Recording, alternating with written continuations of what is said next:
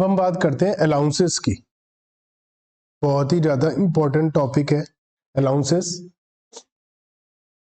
Allowances are the amount of money paid by employer to employee to meet the expense of personal or official in nature। आपको personal या official nature के लिए जो भी payment होगा, अगर कोई भी एम्प्लॉयर एम्प्लॉय को दे रहा है कुछ भी किसी भी पर्पस के लिए कैश में फिक्स पैसा दे रहा है, तो उसे हम क्या बोलेंगे? Allowances. They are fixed in amount which is given regularly in addition to the salary for the purpose of meeting requirement, चाहे वो जॉब से रिलेटेड है चाहे नहीं है। पर्सनल पर्पस के लिए भी हो सकती हैं, ऑफिशियल पर्पस के लिए भी हो सकती हैं। अलाउंसेस को मेनली 3 कैटेगरी में डिवाइड किया गया है। कैटेगरी नंबर 1 क्या है? Allowances exempt for certain person only, exempt है अलाउंसेस। कैटेगरी 2 है कुछ अमाउंट तक एग्जेम्प्ट है। कैटेगरी 3 है फुली टैक्सेबल अलाउंसेस। देखिए अलाउंसेस को पढ़ने का जो मेथड है वो क्या है आप समझिए। अलाउंसेस हजारों लाखों हो सकती है। मान लिया 20,000 अलाउंसेस है, तो या तो हम 20,000 की 20,000 अलाउंसेस को पढ़ें, या इसमें से 15-20 अलाउंसेस हैं जो या तो एग्जेम्प्ट हैं या पार्शियली टैक्सेबल है, बाकी की 19,980 फुली टैक्सेबल है। तो हम क्या करते हैं, इन 15-20 अलाउंसेस को पढ़ लेते हैं और बाकी कहते हैं जो अलाउंसेस हमने नहीं पढ़ी वो फुली टैक्सेबल है। तो हम ये काम करने वाले हैं, हम केवल 15-20 अलाउंसेस पढ़ेंगे हजारों लाखों में से और कहेंगे भैया जो नहीं पढ़ी वो फुली टैक्सेबल, बात खत्म। कितना आसान हो गया। तो केवल 15-20 अलाउंसेस पढ़ेंगे, बाकी अलाउंसेस फुली टैक्सेबल, जो हमने नहीं पढ़ी फुली टैक्सेबल। तो category number 1 allowances exempt for certain persons only. कुछ लोग हैं जिनके लिए एग्जेम्प्ट है सारी की सारी अलाउंसेस।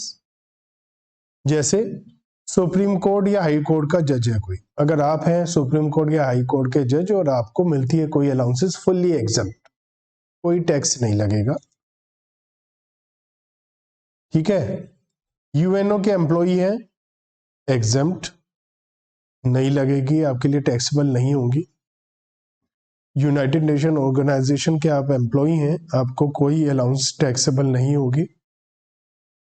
सैलरी अलाउंसेस मिलती है टीचर या प्रोफेसर को जो रिसर्च में लगे हुए हैं, स्कॉलर्स हैं, सार्क कंट्री मेंबर्स हैं, जो हमारी बांग्लादेश, भूटान, इंडिया, मालदीव, नेपाल, पाकिस्तान, श्रीलंका है, उनके टीचर प्रोफेसर्स हैं, रिसर्च में हैं, उनको सैलरी अलाउंसेस मिलती है, फुल्ली एग्जेम्प्ट है, कोई टैक्स नहीं लगेगा।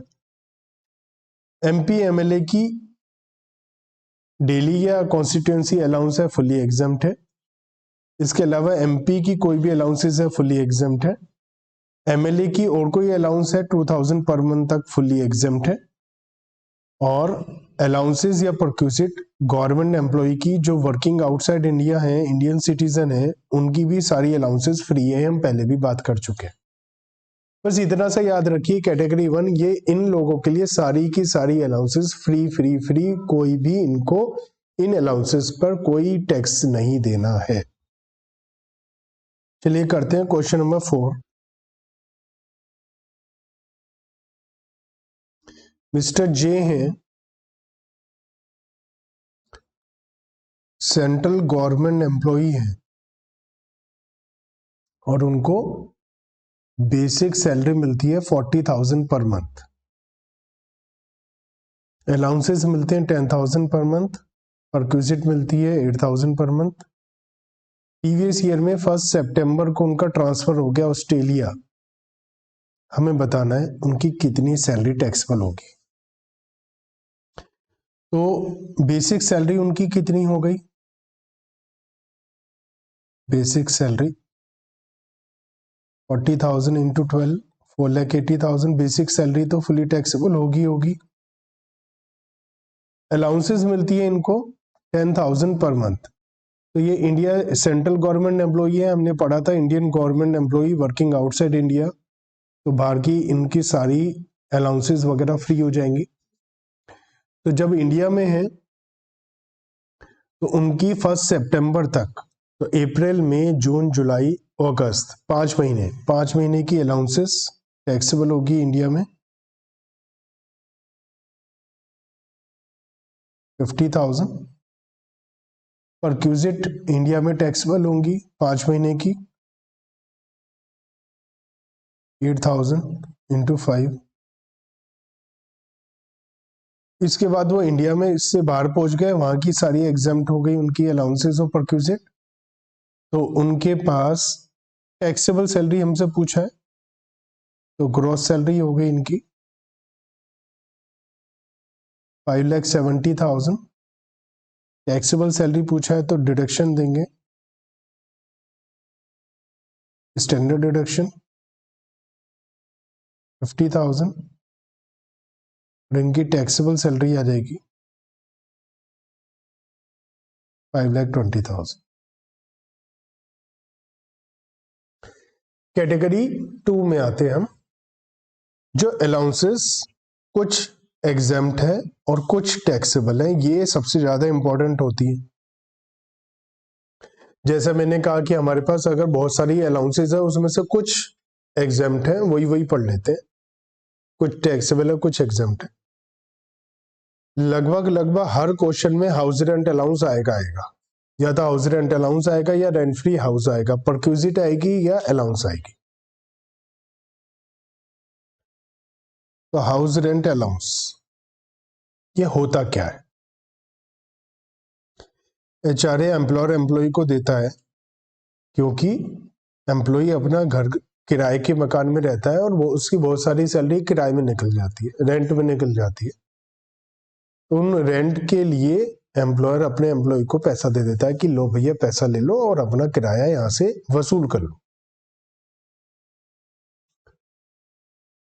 तो यहां पर आपको ये नोट करना है अपनी कॉपी में, एचआरए एग्जेम्प्ट होगा मिनिमम ऑफ द फॉलोइंग।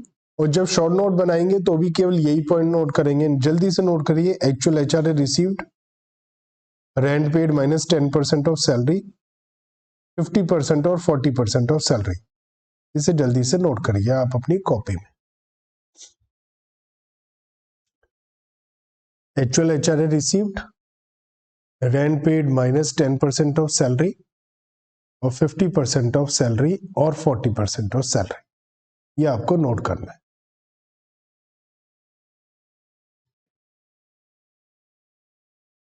तो ये है क्या, 3 पॉइंट क्या है और कैसे काम करेंगे, इसे हमें समझना है।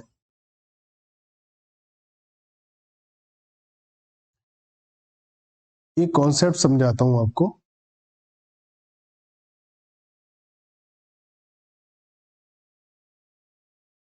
Meaning of salary.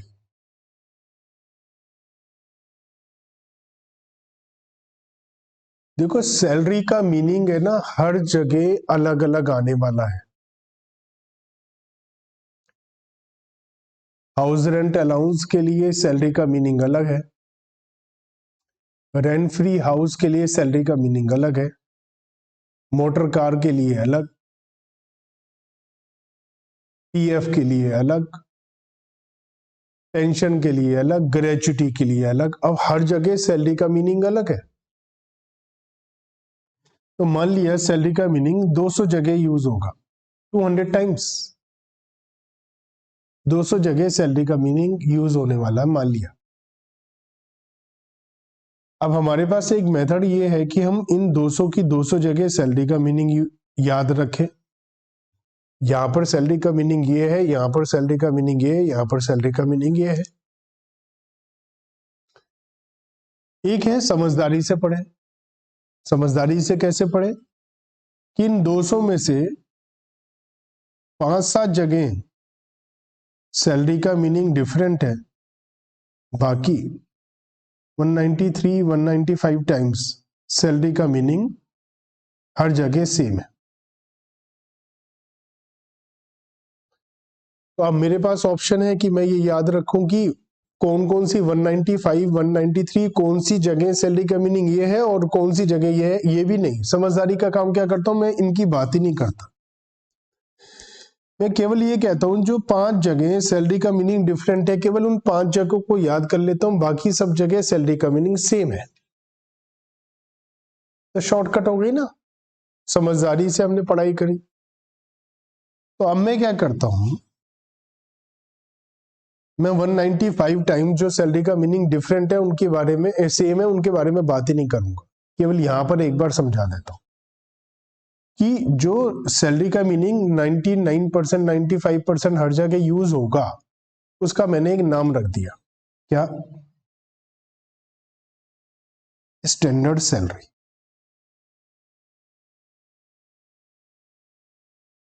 क्या नाम रख दिया? Standard salary.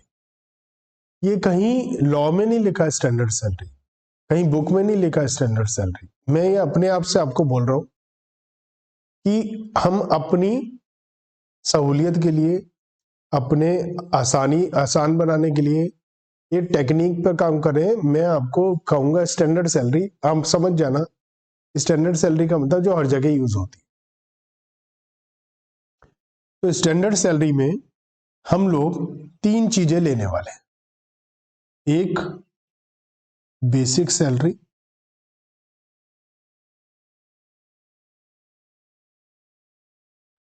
एक डीएनएस अलाउंस। लेकिन डीए हमेशा नहीं लेने वाले, कभी लेंगे कभी नहीं लेंगे। तो अब ये क्या चक्कर हुआ, कभी लेंगे कभी नहीं लेंगे? तो इसे भी हम सिंपल बनाते हैं। जो इस डीए लेंगे उसका नाम रख दिया हमने कि ये स्पेशल डीए है, कि स्पेशल डीए को लेंगे। अगर स्पेशल डीए है तो लेंगे, वरना नहीं लेंगे। अभी स्पेशल डीए का क्या मतलब है? देखिए, डीए जो है अगर सैलरी की तरह ट्रीट होता है तो उसे हम स्पेशल डीए बोल देते हैं। सैलरी की तरह ट्रीट होने का मतलब, when DA is taken same as a part of basic salary as per the term of employment, as per the terms of employment, if basic salary is treated as a part of the basic salary, if DA is treated as a part of basic salary, it means it is a special DA. Or when DA is taken for the computation of retirement benefits, it is a special DA. मतलब एक simple शब्दों में DNS allowance को basic salary की तरह माना जाता है। जब हमारी जॉब लगी, तय हुआ कि हमारी बेसिक सैलरी ये है, तो हमें बोला गया डीए भी बेसिक सैलरी की तरह माना जाएगा। या जब हम रिटायरमेंट बेनिफिट्स की कंप्यूटेशन करेंगे तो बेसिक सैलरी के साथ साथ डीए को भी लिया जाएगा, तो वो डीए स्पेशल है। तो क्या लैंग्वेज लिखी जाती है उसके लिए? स्पेशल डीए क्या होता है? स्पेशल डी होता है if taken as part of salary as per the terms of employment for retirement benefits, कि जब रिटायरमेंट बेनिफिट के लिए डीए लिया जाएगा वो स्पेशल है और उसे यहां लेना है। तो स्पेशल डीए लेना है, बेसिक सैलरी लेनी है, 2 चीजें। और तीसरी चीज क्या लेनी है हमें? स्टैंडर्ड सैलरी में कमीशन। लेकिन कमीशन भी हमेशा नहीं लेना।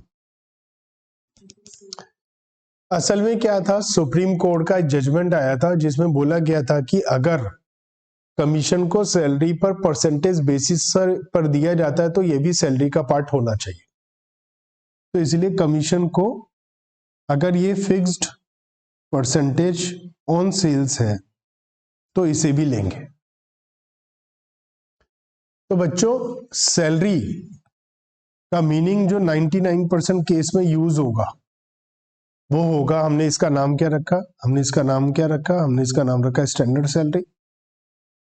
3 चीजें लेंगे बस, बेसिक, स्पेशल डीए और स्पेशल कमीशन। ये कमीशन भी क्या है? स्पेशल है। स्पेशल कब होगा? जब सेल पर फिक्स परसेंटेज होगा तो स्पेशल होगा। तो basic salary, special DA, special commission, ये तीनों मिलाकर स्टैंडर्ड सैलरी होगा। 99% में यही यूज होगा। जहां जहां ये यूज नहीं होगा वहां हम पढ़ लेंगे। और एक चीज हम ऑलरेडी पढ़ चुके हैं, कहां पर? एंटरटेनमेंट अलाउंस की डिडक्शन अंडर सेक्शन 16 सेकंड में पढ़ा था हमने। याद करो 3 पॉइंट थे। 3 पॉइंट क्या क्या थे याद करो। एक्चुअल रिसीव्ड था एक, 1/5 ऑफ बेसिक सैलरी, ये बेसिक सैलरी था, स्टैंडर्ड सैलरी नहीं था, बेसिक मतलब केवल इसी का। और एक थर्ड पॉइंट क्या था? 5000। तो एक एक्सेप्शन हम ऑलरेडी पढ़ चुके हैं, एंटरटेनमेंट अलाउंस की डिडक्शन में बेसिक सैलरी लेना। एक हो गया, ऐसे 5-6 जगह एक्सेप्शन है बस, बाकी सब जगह सैलरी का मतलब स्टैंडर्ड सैलरी। तो मैं क्या कहूंगा, जहां कुछ नहीं बोला वहां स्टैंडर्ड सैलरी। तो सैलरी में 3 चीजें लेनी है, स्टैंडर्ड सैलरी में 3 चीजें लेनी है, बेसिक, डीए और कमीशन। डीए भी स्पेशल, कमीशन भी स्पेशल। और एचआरए की 3 पॉइंट है, actual HRA received, rent paid minus 10% of salary. और सैलरी कौन सी है ये? अब आप लिख सकते हैं यहाँ, ये सैलरी है स्टैंडर्ड सैलरी, और 50% of standard salary, 40% of standard salary. तो हमें 3 पॉइंट लेने हैं, actual HRA received, rent paid minus 10% of standard salary और 50% ऑफ। अब 50% कहाँ लेना है? Metro city. मेट्रो सिटी कौन सी होती है? 4 मेट्रो सिटी होती है, दिल्ली, मुंबई, चेन्नई, कोलकाता। तो दिल्ली, मुंबई, चेन्नई, कोलकाता में 50% लेना है। अगर इनके अलावा होगी तो 40, कुछ नहीं कहा क्वेश्चन में तो 40%। If no city name is given in question तो 40%, क्योंकि प्रोबेबिलिटी क्या है, कहां की ज्यादा है? एक तरफ पूरा इंडिया और एक तरफ केवल 4 सिटी। तो कुछ नहीं कहा तो हम मानेंगे 4 सिटी के अलावा है। अगर मेट्रो सिटी होती तो हमें बताता। और क्या बात है इंपॉर्टेंट, ध्यान से देखें, सैलरी केवल उसी पीरियड के लिए जिस समय किराए का मकान लिया। सपोज आपको एचआरए मिला, बहुत इंपॉर्टेंट बात है, ध्यान से सुनो। एचआरए मिला, एचआरए क्यों मिल रहा है? क्योंकि आप किराए के मकान में रहते हो, लेकिन आप किराए के मकान में रहते ही नहीं और आपको एचआरए मिल रहा है। तो एचआरए जो मिल रहा है वो तो पूरा का पूरा टैक्सेबल होना चाहिए, पूरी इनकम है, क्योंकि किराए के मकान में रहते ही नहीं आप। तो कहने का इन सेंस ये है कि 12 महीने में से सपोज 4 महीने आप अपने फादर के साथ किराए के मकान में नहीं रहे, फादर के मकान में रहे, और 8 महीने लेट आउट मकान में रहे, किराए के मकान में रहे। तो ये कहना चाहता है कि 4 महीने जो पिताजी के साथ रहे वहां किराया तो दिया नहीं, तो वो एचआरए पूरा टैक्सेबल है, उसकी हम कैलकुलेशन ही नहीं करेंगे। हम कैलकुलेशन केवल इस पीरियड की करेंगे और ये फुल्ली टैक्सेबल हो जाएगा, क्योंकि इस दौरान तो आपने किराया दिया ही नहीं। जब किराया नहीं दिया तो इसका मतलब जो जो आपको एचआरए हाउस रेंट अलाउंस मिल रहा है वो आप अपनी जेब में डाल रहे हो, इनकम है, सैलरी है, तो टैक्सेबल हो जाएगी। दूसरा पॉइंट है, सैलरी को ड्यू बेसिस पर लीजिए। मतलब आपने इस साल 6 महीने की सैलरी मिली, 6 महीने की सैलरी नहीं मिली, तो ये थोड़ी ना कहोगे कि भैया हम स्टैंडर्ड सैलरी में 6 महीने की सैलरी लेंगे, नहीं, पूरे 12 महीने की लेंगे। आपने एडवांस सैलरी ले ली, उससे कोई लेना देना नहीं, हम ड्यू बेसिस पर लेंगे। एचआरए निकालने के लिए हमारे 3 पॉइंट यूज हुए हैं, क्या क्या? नहीं, 3 पॉइंट क्या है? Actual HRA received, rent paid minus 10% of standard salary, third point है 40% और 50% ऑफ सैलरी। तो सैलरी में 3 चीजें यूज हुई, बेसिक सैलरी, डीए और कमीशन। और सेकंड पॉइंट में रेंट पेड यूज हुआ, थर्ड पॉइंट में 40 या 50 के लिए प्लेस यूज हुआ, फर्स्ट पॉइंट में एक्चुअल एचआरए रिसीव्ड हुआ। तो आपको कितनी चीजों का यूज करना पड़ा एचआरए निकालने के लिए? 1 2 3 4 5 एंड 6, 6 चीजों का इस्तेमाल किया आपने एचआरए की डिडक्शन निकालने के लिए। अगर इन 6 में से किसी भी चीज में कोई भी चेंज आ गया तो आपको उस पीरियड का हिसाब अलग अलग निकालना पड़ेगा। मतलब समझो, हमारा साल शुरू हुआ अप्रैल में, एंड हुआ मार्च में।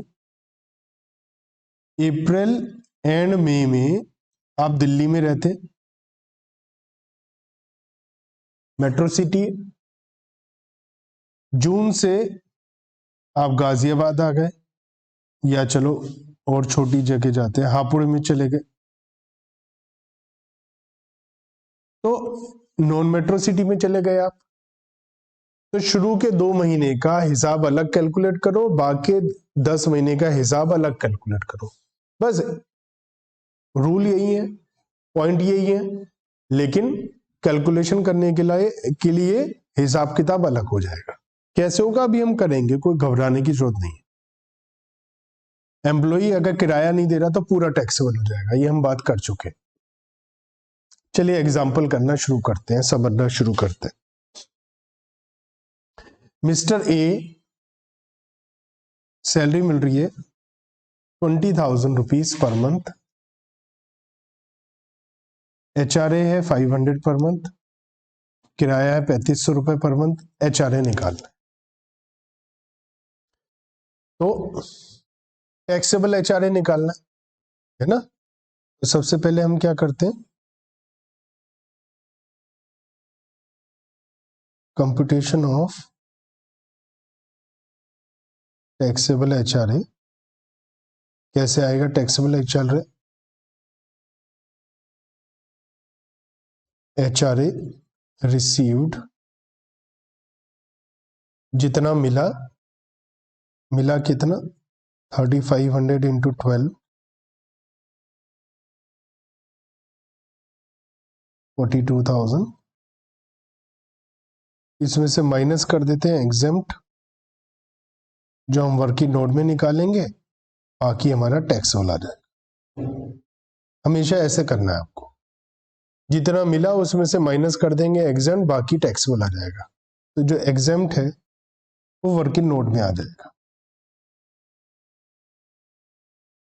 कंप्यूटेशन ऑफ HRA एग्जेम्प्टेड, कितना एग्जेम्प्ट हो रहा है। 3 पॉइंट है। Number 1, actual HRA received 42,000। 3 point थे ना, actual HRA received. Number 2, second point क्या है, rent paid minus 10% of standard salary. Rent paid minus 10% of standard salary. तो रेंट पेड कितना है, अच्छा HRA जो है इनका, HRA 500 पर मंथ है ना, HRA 500 पर मंथ है, और जो ये पेमेंट कर रहे हैं हाउस रेंट पेड वो है 3500 पर मंथ। ठीक है, minus 10% of standard salary. Salary कितनी है 20,000 पर मंथ, 2,40,000। ठीक है, इसे हम चाहें तो ऐसा भी लिख सकते हैं। कैसे लिख सकते हैं हम इसको, रेंट पेड 3500 इंटू 12 कितना हो गया 42,000, minus 10% of standard salary, 10% of 2,40,000, that is 24,000। तो सेकंड पॉइंट का आंसर आ गया 18,000। तो फर्स्ट पॉइंट का आंसर क्या आया 6,000, सेकंड पॉइंट का आंसर क्या आया 18,000। अब आ गए हम थर्ड पॉइंट पर। थर्ड पॉइंट था 40% और 50% ऑफ सैलरी। Standard salary. और ये कहाँ रहते हैं हमें नहीं बताया, तो जब हमें नहीं बताया तो हम बोलते हैं 40% ऑफ स्टैंडर्ड सैलरी, क्योंकि नॉन मेट्रो सिटी में रहता होगा। तो 40% ऑफ 2,40,000,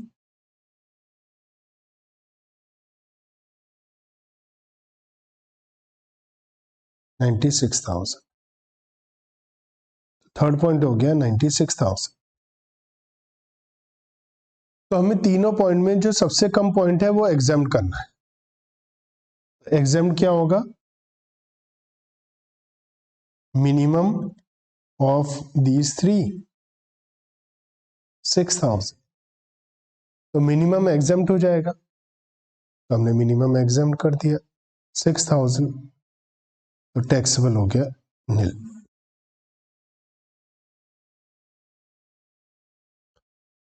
क्वेश्चन नंबर 5 देखते हैं।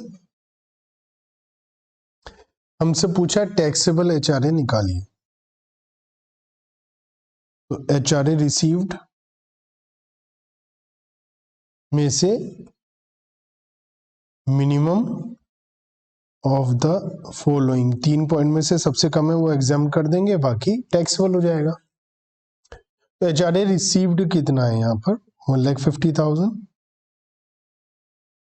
यहाँ पर बी पॉइंट में 1,20,000, सी पॉइंट में 5 लाख, डी पॉइंट में 1 लाख और ई पॉइंट में 1,50,000 minus minimum of the following. First point है actual HRA received. Actual HRA received 150, 120, 5 lakh, 1 lakh, 150। Second point है rent paid minus 10% of standard salary. तो रेंट पेड 0, तो रेंट पेड माइनस 10% 0 ही हो जाएगा। बी में नोएडा में रहते हैं ये, रेंट पेड 1 लाख, तो 1 lakh minus 10% of standard salary 6 lakh का 10% 60,000, तो 40,000 आ गया। यहां पर रेंट पेड है सी वाले केस में 6 लाख माइनस 8 लाख का 10% 80,000, 5,20,000। पटना वाले हाउस में रेंट पेड है 80,000 माइनस 30,000 50,000। और बेंगलोर वाले हाउस में रेंट पेड है 40,000 माइनस 50,000, दैट इज नेगेटिव, तो 0 ले लेंगे। तो सेकंड पॉइंट हमने कैलकुलेट कर लिया। थर्ड पॉइंट पर आते हैं।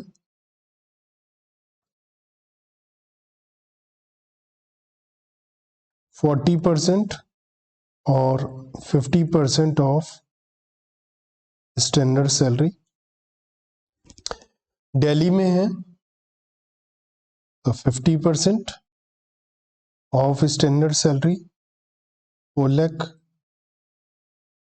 2 लाख हो जाएगा। नोएडा में है तो 40% ऑफ 6 लाख, 2,40,000।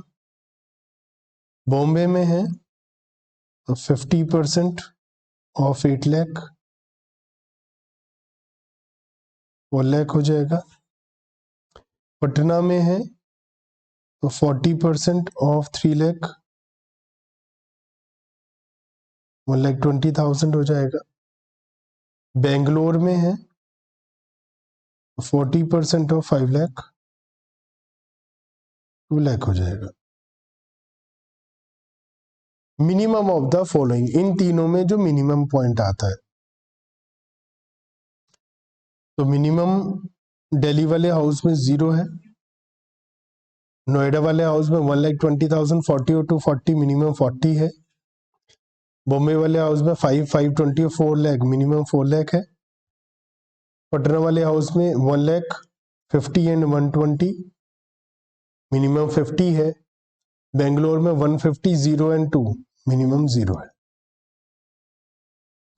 तो जो एग्जेम्प्ट होगा वो पता चल गया हमें कि एग्जेम्प्ट कितना होगा, 0 40,000 की कैलकुलेशन थी, 4,50,000 एंड 0, और टैक्सेबल जो हो जाएगा एक्चुअल रिसीव्ड माइनस एग्जेम्प्ट, तो 150 माइनस 0 तो 1,50,000 टैक्सेबल हो गया, 120 minus 40 80,000, 5 lakh minus 4 lakh 1 lakh, 1 lakh minus 50,000 50,000 और 150 माइनस 0 1,50,000। क्वेश्चन नंबर 6, इसको 20,000 पर मंथ की बेसिक सैलरी मिलती है,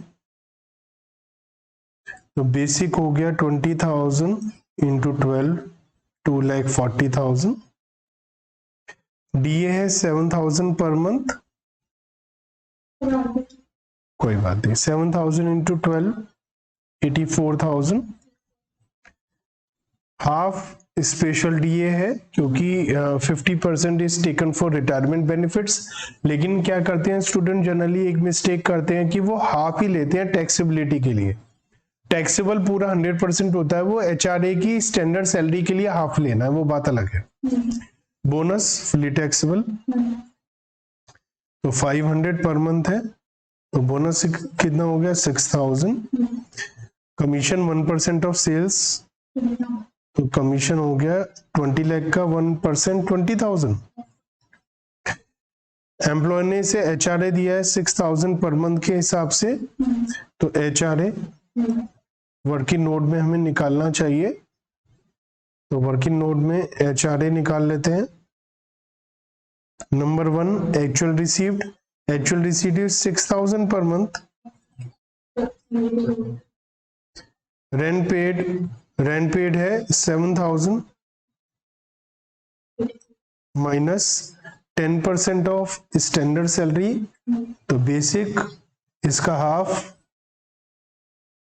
और कमीशन, तो कितना हो गया ये टोटल 3,02,000 का 30,200, तो कितना हो गया 53,800। थर्ड है 40% ऑफ 3,02,000 क्योंकि ये आगरा में रहते हैं, कितना हो गया। कई बार क्या होता है हम लोगों से कुछ मिस्टेक हो जाती है, फाइनल आंसर में दिखाई नहीं देती है, लेकिन मार्क्स एग्जाम में उस पर भी कट जाते हैं। जो मिनिमम है वो 53,800, तो 72,000 माइनस 53,800, तो कितना टैक्सेबल हो गया 18,200,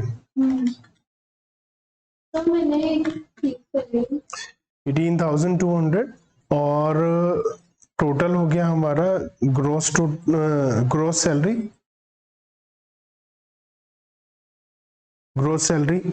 तो टोटल कितना आ गया 3,68,200 minus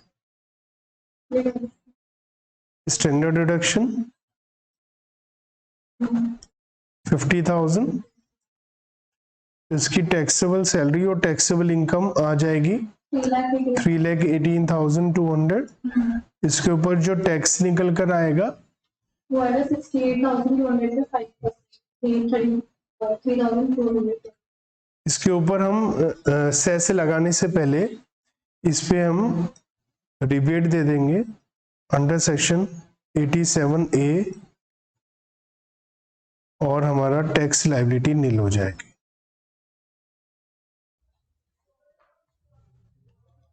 question number 7, mister J हैं, वो बेसिक सैलरी ले रहे हैं 8,000 रुपीज पर मंथ एक कंपनी से।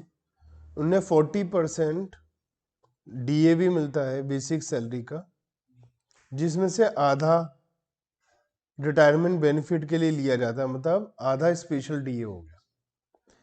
तो स्पेशल डीए हमारा हाफ हो गया इसमें,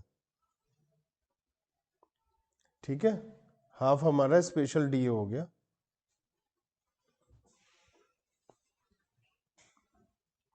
तो इसमें आधी स्पेशल डीए है, स्पेशल डीए हम अपनी तरफ से वर्ड यूज कर रहे हैं, तो आधा स्पेशल है इसमें। इन्हें एचआरए मिलता है 4,000 रुपीज पर मंथ, और 1/1/2020 से इनकी सैलरी बढ़ रही है। मिस्टर जे रहते हैं अपने पेरेंट्स के साथ 31 जुलाई तक, और 1 अगस्त से इनके 4,500 रुपये 4,500 रुपीज का रेंट हो गया है। तो इसमें अलग अलग डेट पर अलग अलग चेंजेस आ रहे हैं।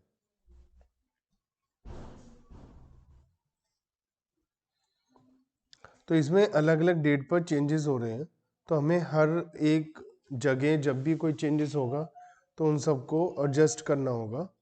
कैसे? अलग अलग पीरियड में देखो, इन्हें बेसिक सैलरी मिल रही है 8,000 रुपीज, बेसिक सैलरी इनकी 8,000 है पर मंथ। रहते ये पटना में है, ठीक है। इन्हें डीए मिलता है 40%, और हाफ 20% मतलब सैलरी का स्पेशल डीए, ठीक है। अब इन्हें एचआरए मिलता है, he gets HRA 4,000 per month, इन्हें 4,000 रुपये हर महीने का एचआरए मिलता है।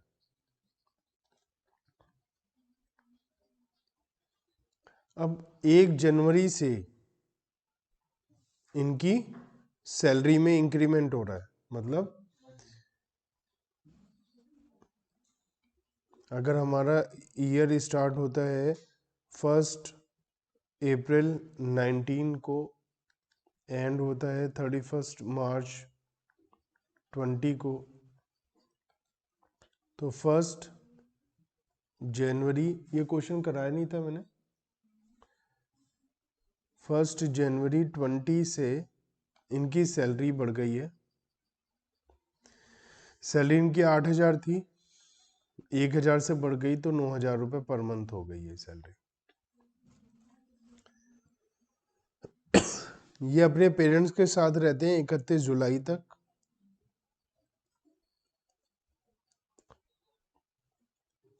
कोई रेंट नहीं देते इसका मतलब, और 1 अगस्त से उन्होंने 4,500 रुपये का रेंट देना शुरू कर दिया है,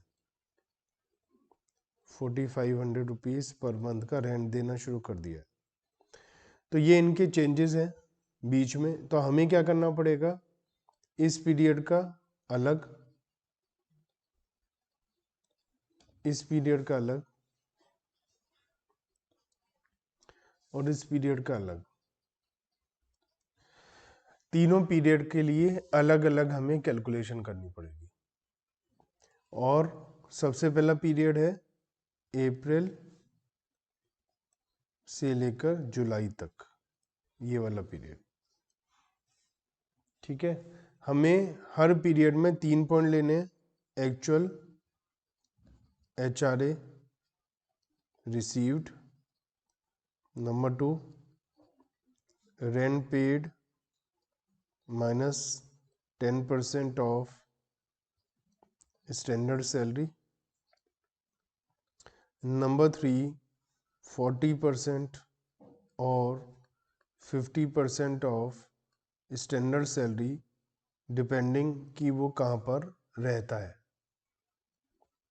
अब इस दौरान सबसे पहले एक्चुअल HRA रिसीव्ड अप्रैल से जुलाई, अप्रैल मई जून जुलाई, ये 4 महीने हैं। तो 4 महीने में उसे जो HRA मिला है, HRA है 4,000 रुपये पर मंथ, तो 16,000 रुपये का उसे HRA मिला है। रेंट पेड 0 है, तो rent paid minus 10% of standard salary, negative आएगा तो 0 ही लिख देते हैं। थर्ड केस में 40 या 50% ऑफ स्टैंडर्ड सैलरी, क्यों, डिपेंडिंग ऑन, लेकिन हमें तीनों पॉइंट में जो मिनिमम होता है वो लेना है। 0 से कम तो कुछ हो नहीं सकता है, तो थर्ड पॉइंट कैलकुलेट करने का भी कोई फायदा नहीं है, मिनिमम 0 ही हो गया। और जो मिनिमम होता है वो एग्जेम्प्ट होता है, वो क्या हो जाता है, एग्जेम्प्ट। तो मिनिमम कितना है, 0, तो एग्जेम्प्ट कितना हो गया, 0। और टैक्सेबल क्या होता है, जो HRA मिला है माइनस एग्जेम्प्ट। तो इनको HRA मिला कितना है, 16,000, और एग्जेम्प्ट हो गया 0, तो टैक्सेबल हो गया पूरा 16,000। तो शुरू के 4 महीने का पूरा HRA टैक्सेबल हो गया। इसलिए कहा जाता है कि अगर वो रेंट नहीं दे रहा है, किराए के मकान में नहीं रहता है, तो उसका पूरा HRA टैक्सेबल हो जाएगा, ऐसा बोला जाता है। इसके बाद हमारे पास नेक्स्ट पीरियड आता है अगस्त से लेकर दिसंबर तक। अगस्त, सितंबर, अक्टूबर, नवंबर, दिसंबर, 5 महीने।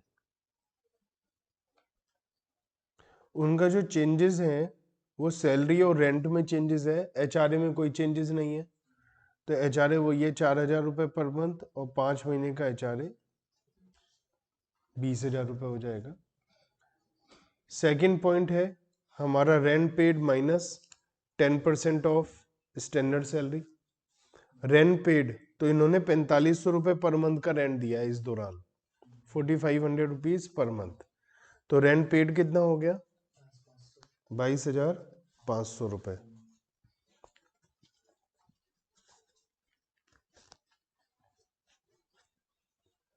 ₹4,500 पर मंथ के हिसाब से रेंट पेड हो गया 22,500 रुपये। इनकी बेसिक सैलरी है 8,000, और DA 20% लेना है, क्योंकि स्टैंडर्ड स्पेशल DA 20% ही है, आधा है 40% का। तो कितना हो गया, 1,600। तो हमारी स्टैंडर्ड सैलरी 9,600 पर मंथ की हो गई है इस पीरियड के दौरान। तो हमारा स्टैंडर्ड सैलरी 5 महीने की 9,600 इंटू 5 कितनी हो गई,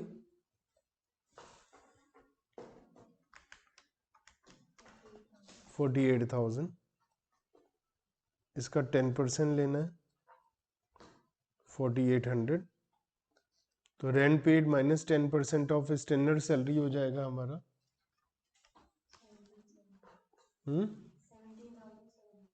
17,700। ये सेकंड पॉइंट हो जाएगा। थर्ड पॉइंट पढ़ना भी रहता है ये,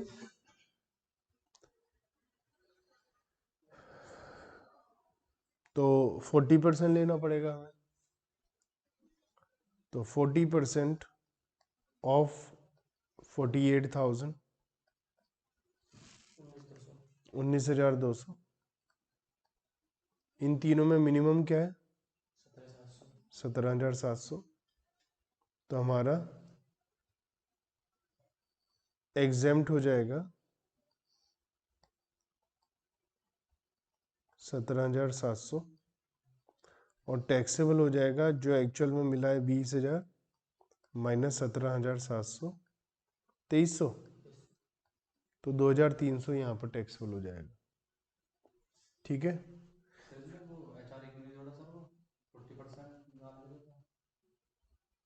क्या सर इसमें एचआर मतलब एक तो 40% होता है बेसिक सैलरी लेना, एक सर 1/2 हाफ, मतलब ये सर स्पेशल भी हो गया।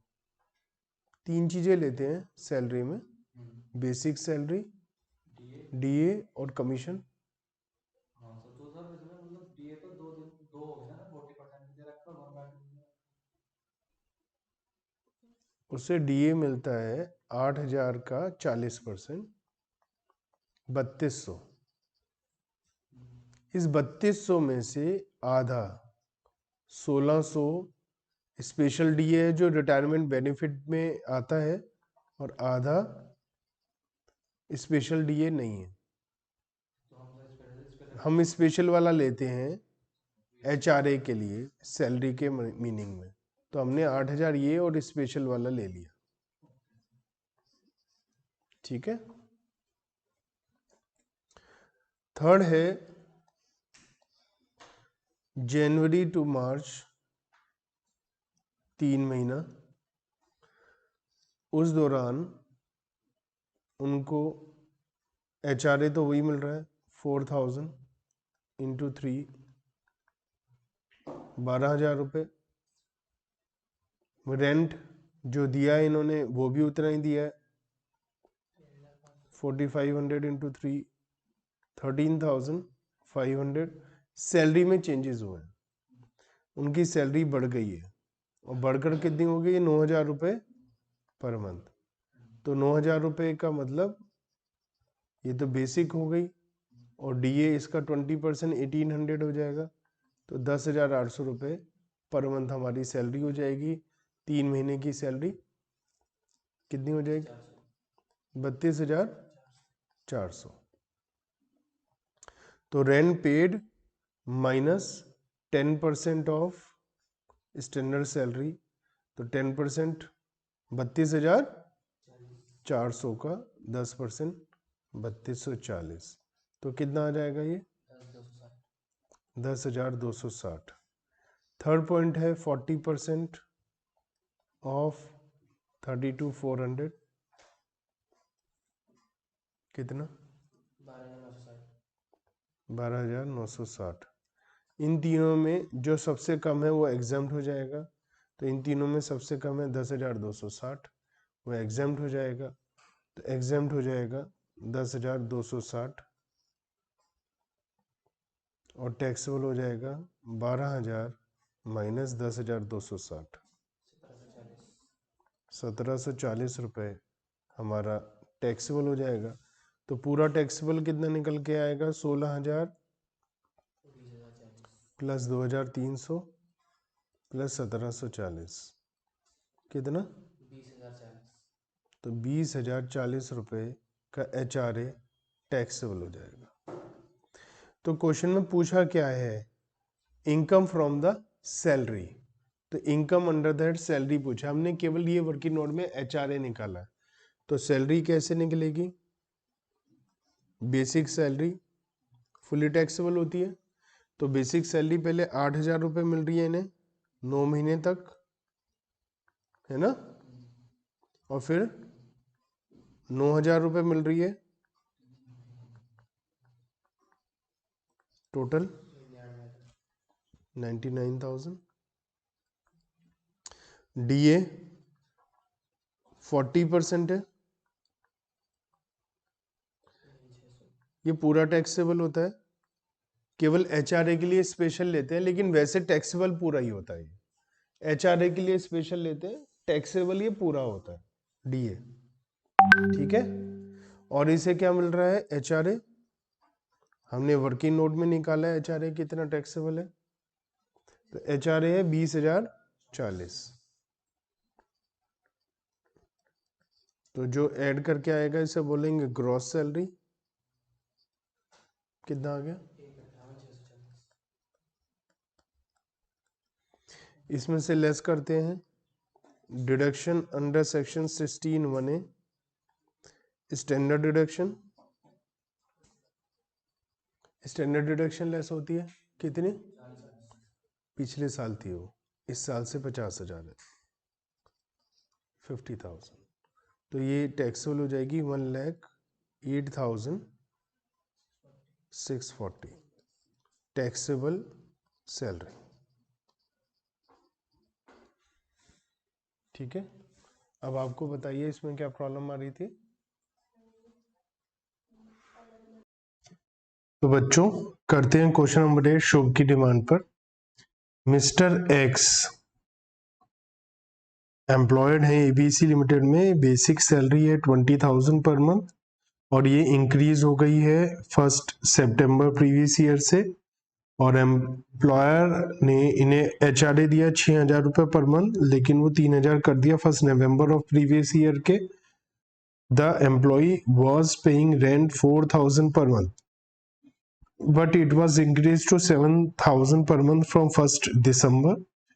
एम्प्लॉई पॉजिटिव हो गया अमृतसर में, लेकिन बाद में कलकत्ता चला गया 1 फेब से, और एम्प्लॉई ने रिजाइन दे दिया 1 मार्च को।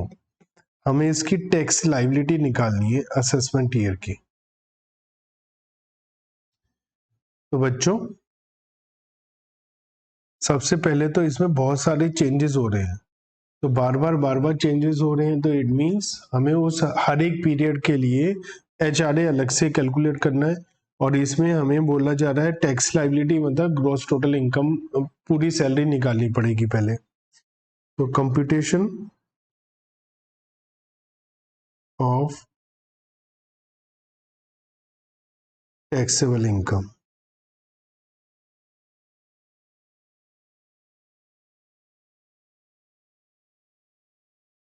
तो टैक्सेबल इनकम निकालते हैं। सबसे पहले बेसिक सैलरी, तो ये 11 महीने की मिलेगी क्योंकि 1 मार्च को इन्होंने रिजाइन दे दिया है। तो इनकी सैलरी है 20,000 पर मंथ। 1 सितंबर से इनकी सैलरी बढ़ी है, तो अप्रैल मई जून जुलाई अगस्त 5 महीने इनकी सैलरी 20,000 थी, फिर इनकी सैलरी 30,000 हो गई। सितंबर अक्टूबर नवंबर दिसंबर जनवरी फरवरी 6 महीने, ठीक है। तो कितना आ जाएगा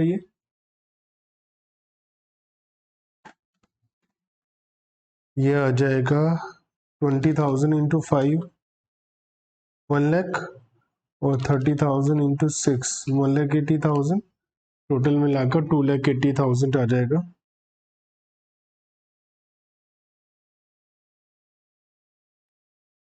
ठीक है। एम्प्लॉयर इन्हें एचआरए देता है, ये तो वर्किंग नोट में कैलकुलेट करना पड़ेगा, बहुत सारी कैलकुलेशंस होंगी इसमें। तो वर्किंग नोट में कैलकुलेट करते हैं एचआरए।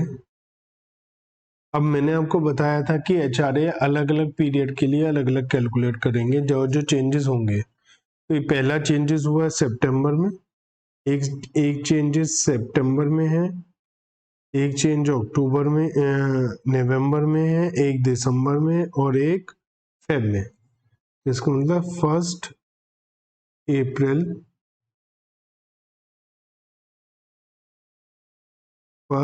अप्रैल से लेकर 31 अक्टूबर तक ये अलग हिसाब चलेगा, और 1 नवंबर से लेकर 1 दिसंबर तक, या ये कह सकते हो 1 नवंबर से 30 नवंबर तक अलग हिसाब चलेगा, और फिर 1 दिसंबर से 1 फेब तक अलग हिसाब चलेगा क्योंकि चेंजेस हुए हैं, और 1 फेब से 28 या 29 फेब तक जो भी आपके प्रीवियस ईयर में आता है वहां तक का हिसाब अलग चलेगा। सैलरी की बात करते हैं, सैलरी है 20,000 इस पीरियड में, सैलरी बढ़ी है 1 सितंबर से, 1 सितंबर से बढ़ी है, तो सितंबर का भी तो हिसाब अलग है भैया, ये तो बहुत सारी चीजें हो गई, वो कैसे नजर से हट गया, सबसे पहले आना था।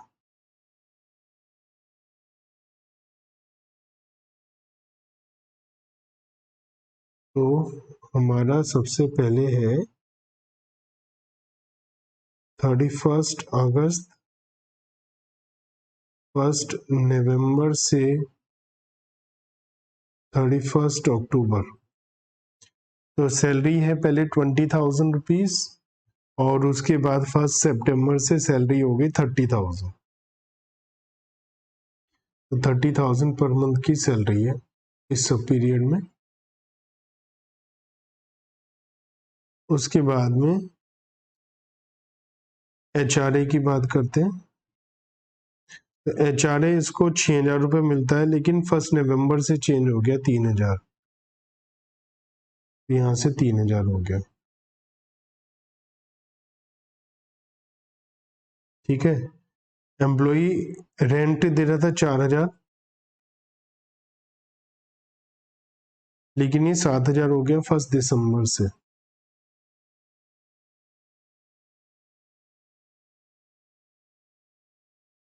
ठीक, पहले अमृतसर में था,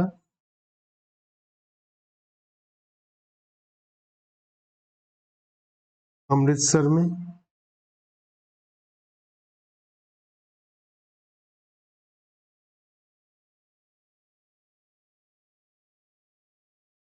और 1 फेब से ये कलकत्ता चला गया, जो अब कोलकाता है नाम।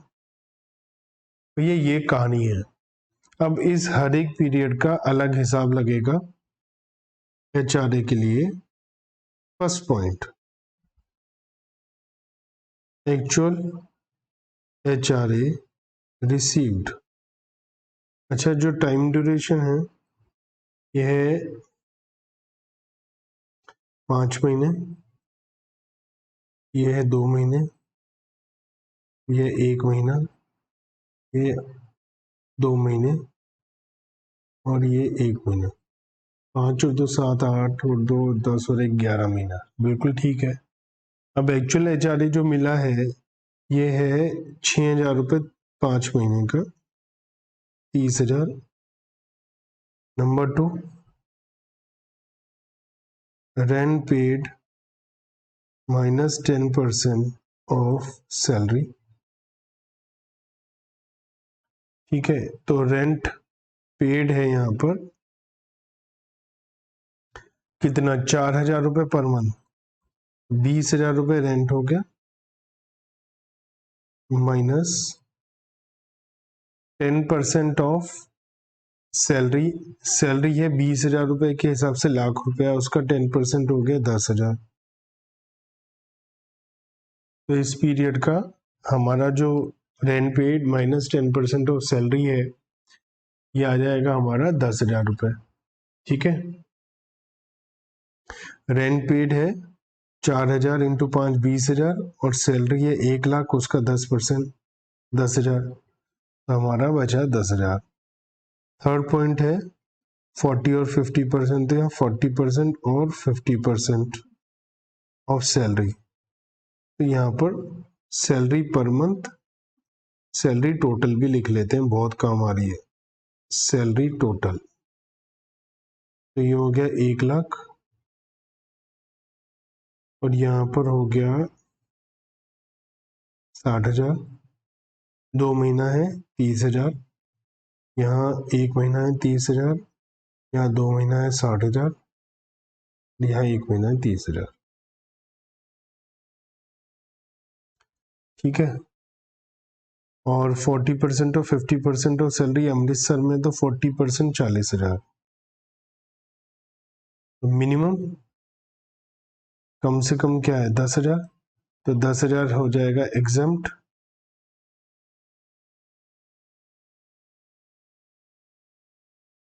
और टैक्सेबल हो जाएगा। एक्चुअल रिसीव्ड 30 माइनस 10, तो हमारा 20,000 टैक्सेबल हो जाएगा। ये तो था हमारा पहले 5 महीने का। फिर अब नेक्स्ट आते हैं 2 महीने का हिसाब। एक्चुअल HRA 2 महीने में HRA 6,000 के हिसाब से 12,000 मिला है। रेंट पेड, रेंट दिया है इन्होंने 4,000 रुपये, तो 8,000 माइनस 10% ऑफ सैलरी, सैलरी है 60,000, 60,000 का 10% 6,000, ये हो गया 2,000।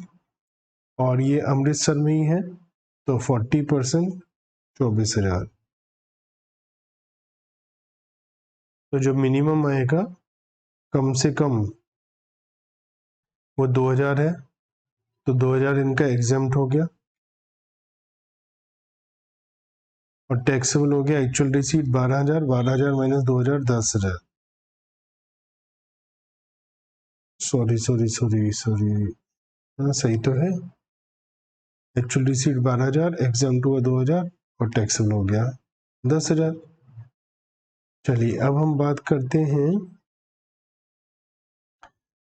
थर्ड लेवल पर, जहाँ पर एक महीने का हिसाब है। तो एक्चुअल HRA कितना मिला है 3,000, rent paid 4,000 minus 10% of salary 3,000 1,000 और 40% ऑफ सैलरी 12,000। सबसे कम 3,000, एग्जाम्प्ट 3,000, एग्जाम्प्ट 1,000, टैक्सेबल 3,000 माइनस 1,000 मतलब 2,000। अब हमारी आती है नेक्स्ट लेवल, जहाँ पर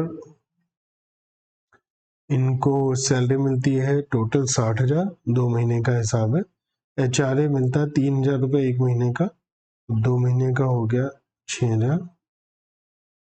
रेंट पेड हो गया 7,000 1 महीने का, तो 2 महीने का 14,000 माइनस 10% ऑफ सैलरी मतलब 6,000, तो ये हो गया 8,000। और ये है अमृतसर में 40% 24,000। सबसे कम है जो मिला इन्हें 6,000, एग्जाम्प्ट हो जाएगा 6,000 और टैक्सेबल हो जाएगा नील, क्योंकि जितना मिला है उतना ही एग्जाम्प्ट हो गया है। अब आते हैं हम लास्ट लेवल पर, लास्ट पॉइंट पर। एक महीने का हिसाब है। एक्चुअल HRA मिला है 3,000, रेंट पेड 7,000 के हिसाब से 10% 3,000, ये बचा 4,000 और कलकत्ता में है 50% 15,000। सबसे कम 3,000, टैक्सेबल नील, क्योंकि एग्जाम्प्ट हुआ 3,000, मिला 3,000 है तो टैक्सेबल नील हो गया। तो अब हम टैक्सेबल देखते हैं 20,000, 30,000 और 2,000, तो 32,000 हमारा टोटल टैक्सेबल हो गया HRA। ठीक है, 32,000। ठीक है, तो और कुछ तो मिलता नहीं, तो ग्रॉस सैलरी आ जाएगी 3,12,000 रुपये। ठीक है, टैक्स तो कुछ भी नहीं आएगा, रीजन बीइंग कि 3,12,000 तक के लिए तो सब माफ होता है आपके असेसमेंट ईयर के हिसाब से, इसमें प्रोविजन लग जाएंगे minus deductions 80C to 100 chapter 6 से, जिसमें डिडक्शन है वो है नहीं। तो टैक्सेबल इनकम भी आ गई 3,12,000, इस पर टैक्स लगेगा। मैं फिलहाल असेसमेंट ईयर 2021 बता रहा हूँ, जो भी आपका वो लगा देंगे, सॉल्यूशन से आप चेक कर लेंगे। तो 2.5 लाख रुपए तक नील और 2.5 लाख के ऊपर हमारा जो, अच्छा स्टैंडर्ड डिडक्शन भी तो लेस करनी है, less standard gross salary,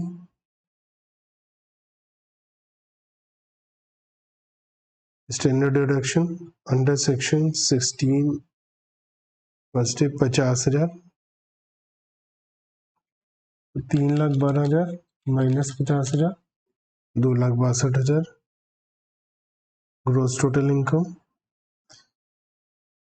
minus deduction under chapter 6 से कुछ नहीं है, तो टैक्सेबल इनकम आ गई 262, इस 250 तक फ्री है, और बाकी के जो 12,000 है इसके ऊपर 5% 600 रुपये का टैक्स आ गया, और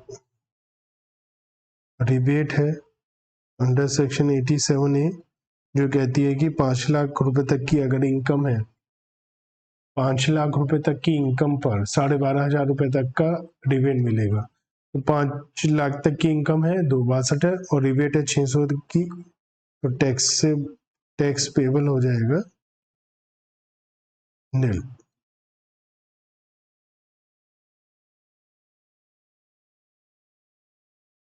देखिए बच्चों, हमने पढ़ा था अभी तक HRA हाउस रेंट अलाउंस। अब हम थोड़ा सा आगे बढ़ रहे हैं और पढ़ रहे हैं special allowances for the performance of the duties of the office. आपको ऑफिस की ड्यूटी के लिए कुछ अलाउंसेस मिल रही हैं, मतलब ऑफिस के काम के लिए पैसा मिल रहा है और आप ऑफिस के काम के लिए पैसा खर्च कर रहे हो। सपोज आपको 5,000 रुपए मिले और बोला गया कि ऑफिस के काम से आपको दिल्ली से मुंबई जाना है। आप ऑफिस के काम से दिल्ली से मुंबई गए, आए, 5,000 रुपए खर्च कर दिए, आपको 5,000 रुपए मिले और आपने ऑफिस के लिए 5,000 खर्च कर दिए, तो आपका प्रॉफिट क्या हुआ? आपकी इनकम क्या हुई? 0। आपकी इनकम तो कुछ हुई नहीं भाई, ऑफिस के काम के लिए पैसा मिला और खर्च कर दिया, आपकी इनकम तो कुछ हुई नहीं, तो टैक्स कुछ लगना नहीं चाहिए, टैक्सेबल इनकम कुछ होनी नहीं चाहिए। इस कॉन्सेप्ट पर आपको ये समझना पड़ेगा। लेकिन आपको 5,000 रुपए मिले, आपने 4,000 रुपए खर्च किए, 1,000 रुपए आपने अपनी जेब में डाल लिए, तो 1,000 रुपए आपकी इनकम है, वो टैक्सेबल हो जाएगी। अगर आपको 5,000 रुपए मिले और आपने 6,000 रुपए खर्च कर दिए, तो आपकी कोई इनकम नहीं है बल्कि नुकसान है, आपके लिए कोई इनकम टैक्सेबल नहीं होगी। ये 3 सिनेरियो हो सकते हैं, वो मैंने आपको बता दिए। बहुत ही सिंपल सी बात है, कॉमन सेंस लगाकर पढ़ेंगे तो आपको समझ में आ जाएगा। These are exempt to the extent of actual amount received or the amount spent for the performance of the duty of the office or employment. तो ये सीधी सी बात कर रखा है, जितना पैसा मिला और जितना खर्च किया उन दोनों में से जो भी कम है वो एग्जेम्प्ट हो जाएगा। भाई आपको मिले 5,000, खर्च कर दिए 50,000, तो 50,000 थोड़ी ना छूट मिलेगी, आपको 5,000 मिलेगी, जितना मिला उससे ज्यादा थोड़ी ना मिलेगी। अब आपको ये पता होना चाहिए कि ये अलाउंसेस हैं कौन कौन सी। Travelling allowance, any allowance guaranteed to meet the cost of travel on tour on the duty transfer of duty। आपको tour travel transfer of duty के लिए ट्रेवलिंग अलाउंस मिली और आपने जो खर्चा कर दिया वो फ्री हो जाएगा। Daily allowance, any allowance whether granted on tour और for the period of journey in connection with transfer to meet the ordinary daily charges incurred by the employee on account of absence from his normal place of duty। आपकी job है दिल्ली में, आपको भेज दिया दिल्ली से बाहर। जब आप अपने दिल्ली में ऑफिस में काम करते हो तो आपके ऑफिस टाइमिंग 8-10 घंटे के होते हैं। आपको बाहर भेज दिया तो 24 घंटा आपकी ड्यूटी है। बाहर आप जाते हैं तो कुछ छोटे मोटे खर्चे भी हो जाते हैं, उन सब खर्चों के लिए आपको एक डेली अलाउंस एक्स्ट्रा दी जाती है, तो वो डेली अलाउंस भी ऑफिशियल ड्यूटी के लिए मानी जाएगी। जितना खर्चा करेंगे उतना एग्जेम्प्ट हो जाएगा। क्वेश्चन में नहीं बताया कि कितना खर्चा किया है, तो मानेंगे सारा का सारा खर्चा कर दिया और सब कुछ एग्जेम्प्ट हो जाए। जितना पैसा मिला सारा, इन सब अलाउंसेस के लिए एक ही रूल है। क्वेश्चन में कुछ नहीं बताया, एज्यूम करो सारा खर्चा कर दिया, सारा एक्सपेंस हो गया, सारा एग्जेम्प्ट हो जाएगा। Convince allowance, any allowance granted to meet the expenditure incurred on conveyance in performance of duty of an office or employment of profit। provided that free conveyance is not provided by the employer. आपको इधर उधर भेजा गया, convince का पैसा दिया गया, वो पैसे का इस्तेमाल आपने ऑफिस के लिए कर दिया, कोई टैक्स नहीं लगेगा, कुछ नहीं कहा तो भी टैक्स नहीं लगेगा। हाँ, आपको कार ऑलरेडी दे रखी है तो अलग से कन्वेंस क्यों मिलेगा आपको? अगर मिला तो टैक्सेबल हो जाएगा, क्योंकि उसके लिए आपने खर्चा तो किया नहीं, क्योंकि गाड़ी तो आपको पहले से मिली हुई है। Helper allowance, any allowance by whatever name called granted to meet the expenditure incurred on a helper where such helper is engaged for the performance of the duty of the office or employment of profit. Suppose boss ने आपको काम दे दिया, आपने कहा जी ये तो 5 लोगों का काम है, आपने कह दिया, बॉस ने कह दिया 2 दिन में मुझे काम पूरा चाहिए। आपने कहा जी ये तो महीने भर का काम है, 2 दिन में कैसे हो जाएगा? उसने कहा मुझे नहीं पता, आप जैसे मर्जी कराओ, और लोगों को एंगेज करो, उन्हें पैसा दे के काम कराओ, मुझे 2 दिन में पैसा चाहिए, काम चाहिए पूरा। आपने कहा जी हेल्पर की अलग से जरूरत पड़ेगी, 5-10 लोगों से काम कराना पड़ेगा, 20,000 रुपए खर्च हो जाएंगे। उसने कहा ये लो 20,000 रुपए, मुझे नहीं पता। अब आपको 20,000 रुपए मिला हेल्पर अलाउंस, आपने पेमेंट करके काम करा दिया, आपकी कोई इनकम है ही नहीं, सब कुछ फ्री है। कुछ पैसा बचाओगे तो टैक्सेबल हो जाएगा। Next, academic allowance, any allowance by whatever name called, granted for encouraging academic research training in education and research institutions. तो आपकी ट्रेनिंग हो रही है, आपका डेवलपमेंट होने के लिए कोई आपके ऊपर खर्चा हो रहा है या आपको पैसा दिया जा रहा है। सपोज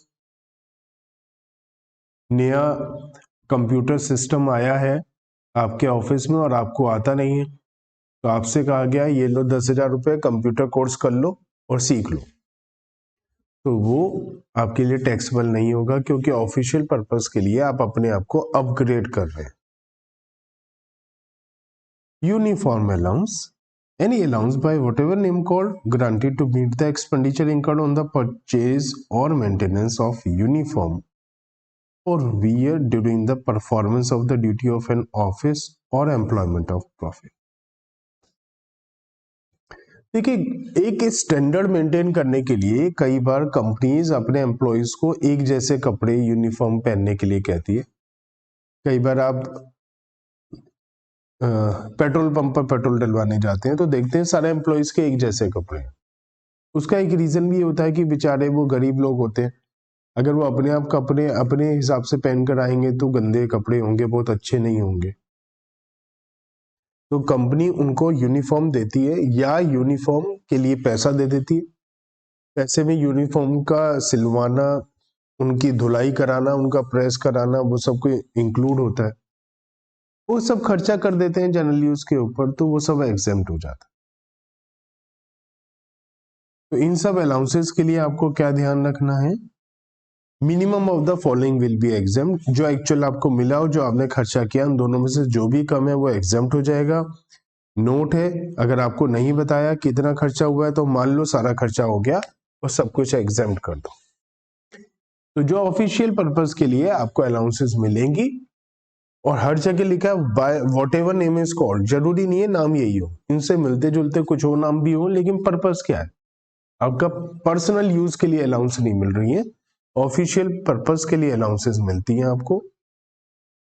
और ऑफिशियल पर्पस के लिए आपको अलाउंसेस मिलती हैं तो जितना भी आप खर्चा कर देते हैं वो सब एग्जेम्प्ट हो जाता है।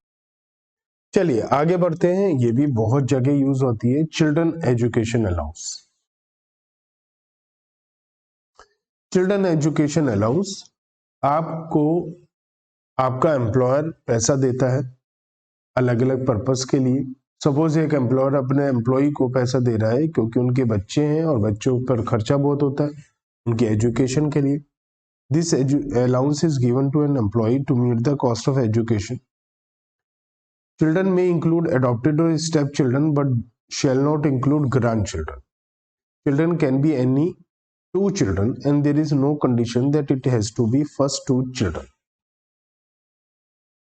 अगर एम्प्लॉय के 2 से ज्यादा बच्चे हैं, मान लिया 3 बच्चे हैं, और एम्प्लॉयर तीनों बच्चों के लिए चिल्ड्रन एजुकेशन अलाउंस उसको देता है, दे सकता है। यहां ये नहीं है कि एम्प्लॉयर अपने एम्प्लॉय को 2 से ज्यादा बच्चों के लिए अलाउंस दे नहीं सकता।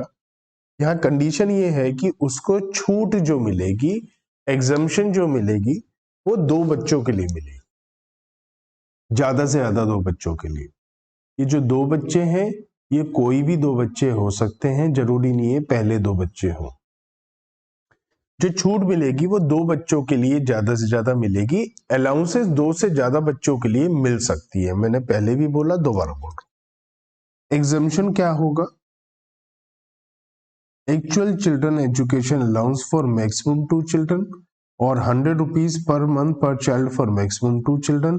जो भी कम है वो छूट मिल जाएगी।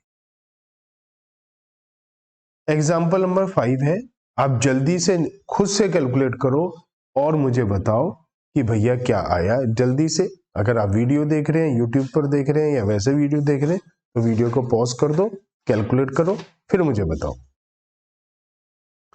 मिस्टर डी है, उन्हें चिल्ड्रन एजुकेशन अलाउंस मिलता है 3 बच्चों के लिए 140 रुपीज पर मंथ पर child. Compute taxable children education allowance. Actual received 140 per month per child। तो ये इनको मिल गया, तो ये हो गया 140 इंटू 12 इंटू 3, 5040 रुपीज इनको मिल गया। माइनस करेंगे एग्जाम्प्ट,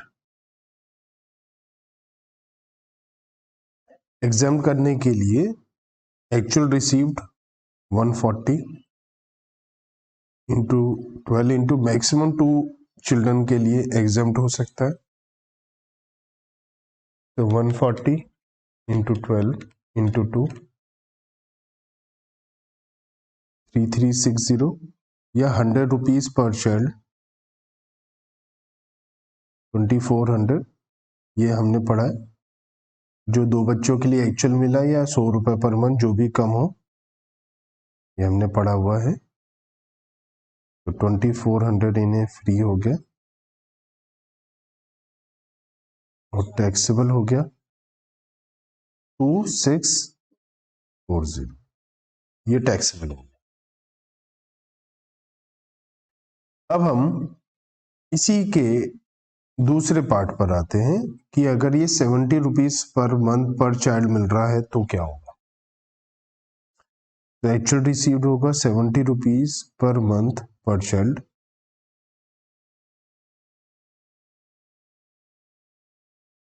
$2520। जो एग्जाम्प्ट होगा actual children education allowance for maximum 2 children. तो 2 बच्चों के लिए क्या मिला इन्हें,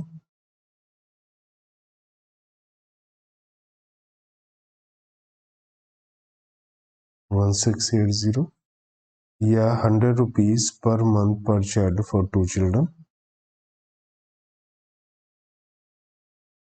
1680 एग्जाम्प्ट हो जाएगा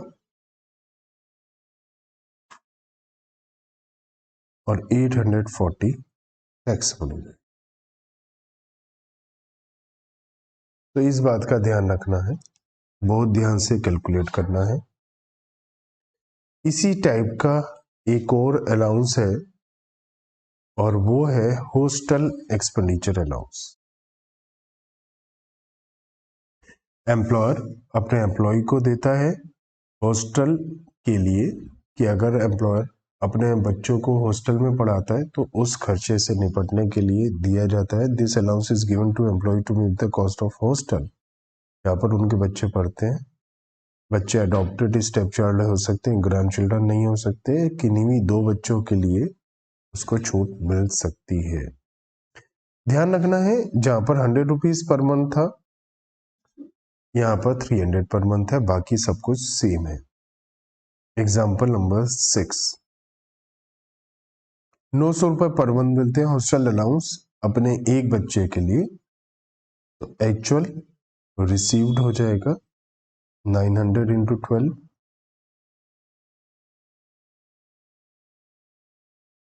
10,800 माइनस एग्जाम्प्ट हो सकता है मैक्सिमम 300 और 900 जो भी कम हो तो 3600 इन्हें एग्जाम्प्ट हो जाएगा, बाकी 7200 टैक्सेबल हो जाएगा। ठीक है, 300 और 900 जो भी कम हो तो 300 रुपए कम है वो एग्जाम्प्ट हो जाएगा। नेक्स्ट अलाउंस आती है, हमने पहले भी बात करी थी, मैं आपको दोबारा बता देता हूं कि अलाउंसेस हमारी अनलिमिटेड हो सकती हैं। अलाउंसेस हमारी लाखों करोड़ों हो सकती है, हजारों हो सकती है। हम किसी भी पर्पस के लिए एम्प्लॉयर एम्प्लॉय को अलाउंस दे सकता है, डॉग अलाउंस दे सकता है, हेल्थ अलाउंस दे सकता है, कुछ भी दे सकता है। तो हम सारी अलाउंसेस नहीं पढ़ सकते, तो हमने क्या करा, जो 15-20 अलाउंसेस हैं जो कुछ एग्जाम्प्ट है कुछ टैक्सेबल है वो पढ़ रहे हैं। इनके अलावा कोई भी अलाउंसेस आपके सामने आएगी तो आप उसे फुल्ली टैक्सेबल कर देना। तो हजारों लाखों में से केवल 15-20 अलाउंसेस पढ़ रहे हैं, बाकी सब फुल्ली टैक्सेबल हो जाएंगी। Transport allowance granted to an employee if the employee is deaf, dumb, blind। अगर वो हैंडीकैप है बेचारा, तो दिव्यांग है हिंदी में बोलते हैं, और वो उसे ऑफिस से घर तक जाने में दिक्कत होती है, उस पर्पस के लिए अगर हम उसे एम्प्लॉयर एम्प्लॉई को कोई अलाउंस देता है तो उसे ट्रांसपोर्ट अलाउंस बोलते हैं। तो वो एग्जाम्प्ट होगी, जितना भी मिला या 3200 per month which ever is less. Condition ये है कि एम्प्लॉई हैंडीकैप होना चाहिए। इसका मतलब अगर एम्प्लॉई हैंडीकैप नहीं है तो एग्जम्पशन नहीं मिलेगी। ट्रांसपोर्ट अलाउंस तो एम्प्लॉयर दे सकता है, एग्जम्पशन नहीं मिलेगी, फुल्ली टैक्सेबल हो जाएगा। एग्जम्पशन केवल तभी मिलेगी जब एम्प्लॉई हैंडीकैप होगा। अंडरग्राउंड अलाउंस, अंडरग्राउंड अलाउंस का मतलब ये नहीं है कि आप डी कंपनी में काम करते हैं, दाऊद इब्राहिम के साथ काम करते हैं और अंडरग्राउंड हो जाते हैं तो आपको अंडरग्राउंड अलाउंस मिलती है। अंडरग्राउंड अलाउंस का मतलब है कि आप माइन में काम करते हैं, जमीन के नीचे काम करते हैं, जहां पर लाइफ के साथ भी रिस्क होता है, क्लाइमेट अननेचुरल होता है, और थोड़ा सा आपकी लाइफ के साथ थ्रेट होता है कि कभी भी आपकी जान जा सकती है। क्योंकि वर्किंग कंडीशन बहुत अच्छी नहीं है तो आपका एम्प्लॉयर आपको अंडरग्राउंड अलाउंस दे देता है। तो जितना भी आपको अलाउंस मिला या 800 पर मंथ जो भी कम है वो आपको छूट मिल जाएगी, एग्जम्पशन मिल जाएगी। नेक्स्ट हमारे सामने अलाउंसेस है, personal allowance for employees working in transport company. देखिए, जो ट्रांसपोर्ट कंपनी में जॉब करते हैं उनके साथ एक इशू रहता है, एक प्रॉब्लम रहती है। क्या प्रॉब्लम रहती है? प्रॉब्लम ये रहती है कि आप कभी इधर कभी उधर, कभी इधर कभी उधर। सपोज आप एयर होस्टेस है तो कभी आप इस कंट्री में कभी इस सिटी में। अगर आप ट्रेन की कंपनी में काम करते हैं, आप ट्रेन में हैं, टिकट टेकर हैं आप, तो आप कभी इस शहर में कभी उस शहर में, कभी इस स्टेट में कभी उस स्टेट में, तो आपकी पर्सनल फैमिली लाइफ और बहुत डिस्टरबेंस हो जाती है। तो उसके लिए आपका एम्प्लॉयर अगर आपको पैसा देता है, any fixed allowance given by employer to employee who is working in any transport system to meet his personal expenditure during the course of running of such transport from one to another। तो इसे out station allowance या फिर personal allowance या कुछ और नाम भी दिया जा सकता है। सपोज आप ट्रेन में काम करते हैं और टिकट टेकर हैं, 24 घंटे की ट्रेन है, तो भैया ऐसा नहीं हो सकता कि आपका कोई खर्चा ना हो। बाहर जाओगे, कहीं कुछ खाओगे पियोगे रहोगे, कुछ भी है, छोटे मोटे खर्चे आपके होते रहेंगे। तो उसके लिए आपको अलाउंसेस मिल जाता है, एग्जम्पशन मिलेगी 10,000 रुपीज पर मंथ या 70% of allowance which ever is less. अब इतना तो आपको पता चल गया होगा कि याद करने वाली बहुत सारी चीजें, रटने वाली बहुत सारी चीजें, तो इन सबके शॉर्ट नोट्स आपको जरूर बनाने हैं। शॉर्ट नोट्स आप बनाएंगे तभी आप फायदे में रहेंगे, सरवाइव करेंगे। अब आप कहें सर आप ही बना कर दे दो, मैं तो बना कर दे दूंगा शॉर्ट नोट्स, लेकिन एग्जाम देने तो आपको ही जाना, आपकी जगह मैं नहीं जाऊंगा, सारे काम मैं ही कर दूंगा, तो फिर आप क्या करेंगे? इसलिए आपको भी थोड़ी मेहनत करनी पड़ेगी और शॉर्ट नोट्स आपको बनाने पड़ेंगे। नेक्स्ट है tribal area, schedule area, backward area, remote area allowance. कई बार आप ऐसी जगह जाकर काम करते हैं जहां पर आसपास कोई फैसिलिटी नहीं मिलती है, कोई खाने पीने की चीजें नहीं मिलती हैं, बैकवर्ड एरिया है, तो ऐसी सिचुएशन में आपको अलाउंस दी जा सकती है। एडिशनल कॉस्ट होती है क्योंकि आप ट्राइबल एरिया में हैं, बैकवर्ड एरिया में है। ऐसे मध्य प्रदेश, उत्तर प्रदेश, तमिलनाडु, कर्नाटका, त्रिपुरा, असम, वेस्ट बंगाल, उड़ीसा, बिहार में बहुत जगह है। तो जो भी अलाउंसेस मिला है या 200 per month which is lower. यहाँ पर आपको ये बात भी पता चल गई होगी कि अमाउंट 100 रुपए, 200, 300 इतनी कम है। एक्चुअल में कई कई साल हो गए, 20, 30, 50 साल हो गए कई चीजों को जो चेंज नहीं हुई। कोई आया था रूल 20 साल, 30 साल पहले, 40 साल पहले आया था, तब से वही चल रहा है, उसमें कोई चेंजेस नहीं आए, इसलिए अमाउंट कईयों की बहुत कम है। चलिए क्वेश्चन नंबर 9 पर आते हैं। मिस्टर एक्स हैं, इनके 2 सन हैं। He is the receipt of children education allowance for 150 per month of his elder son and 70 rupees per month for younger son. He also received the following allowances. Tribal area allowance, हमें taxable allowances compute करनी है। तो सबसे पहले हम children education allowance की बात करते हैं। Children education allowance,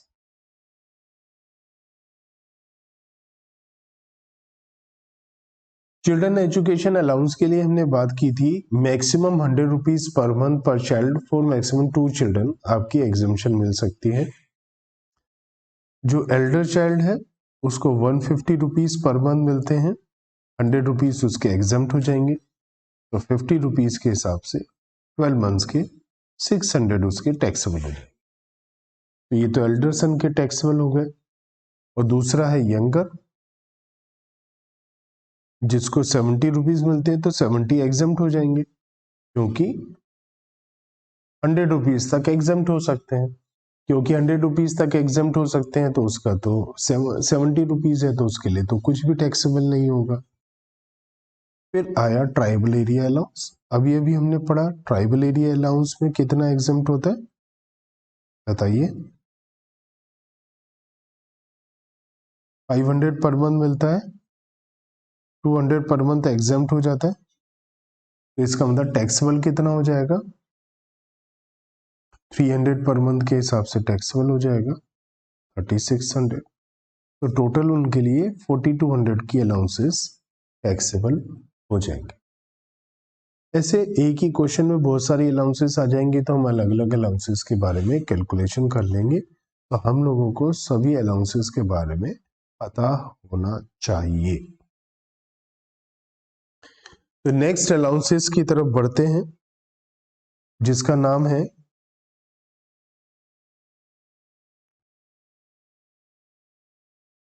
compensatory modified area allowance.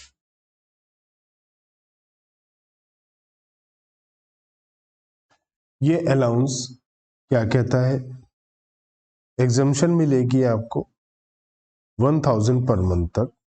ये भी कुछ एरियाज हैं जहां पर आपको एग्जम्पशन मिलती है।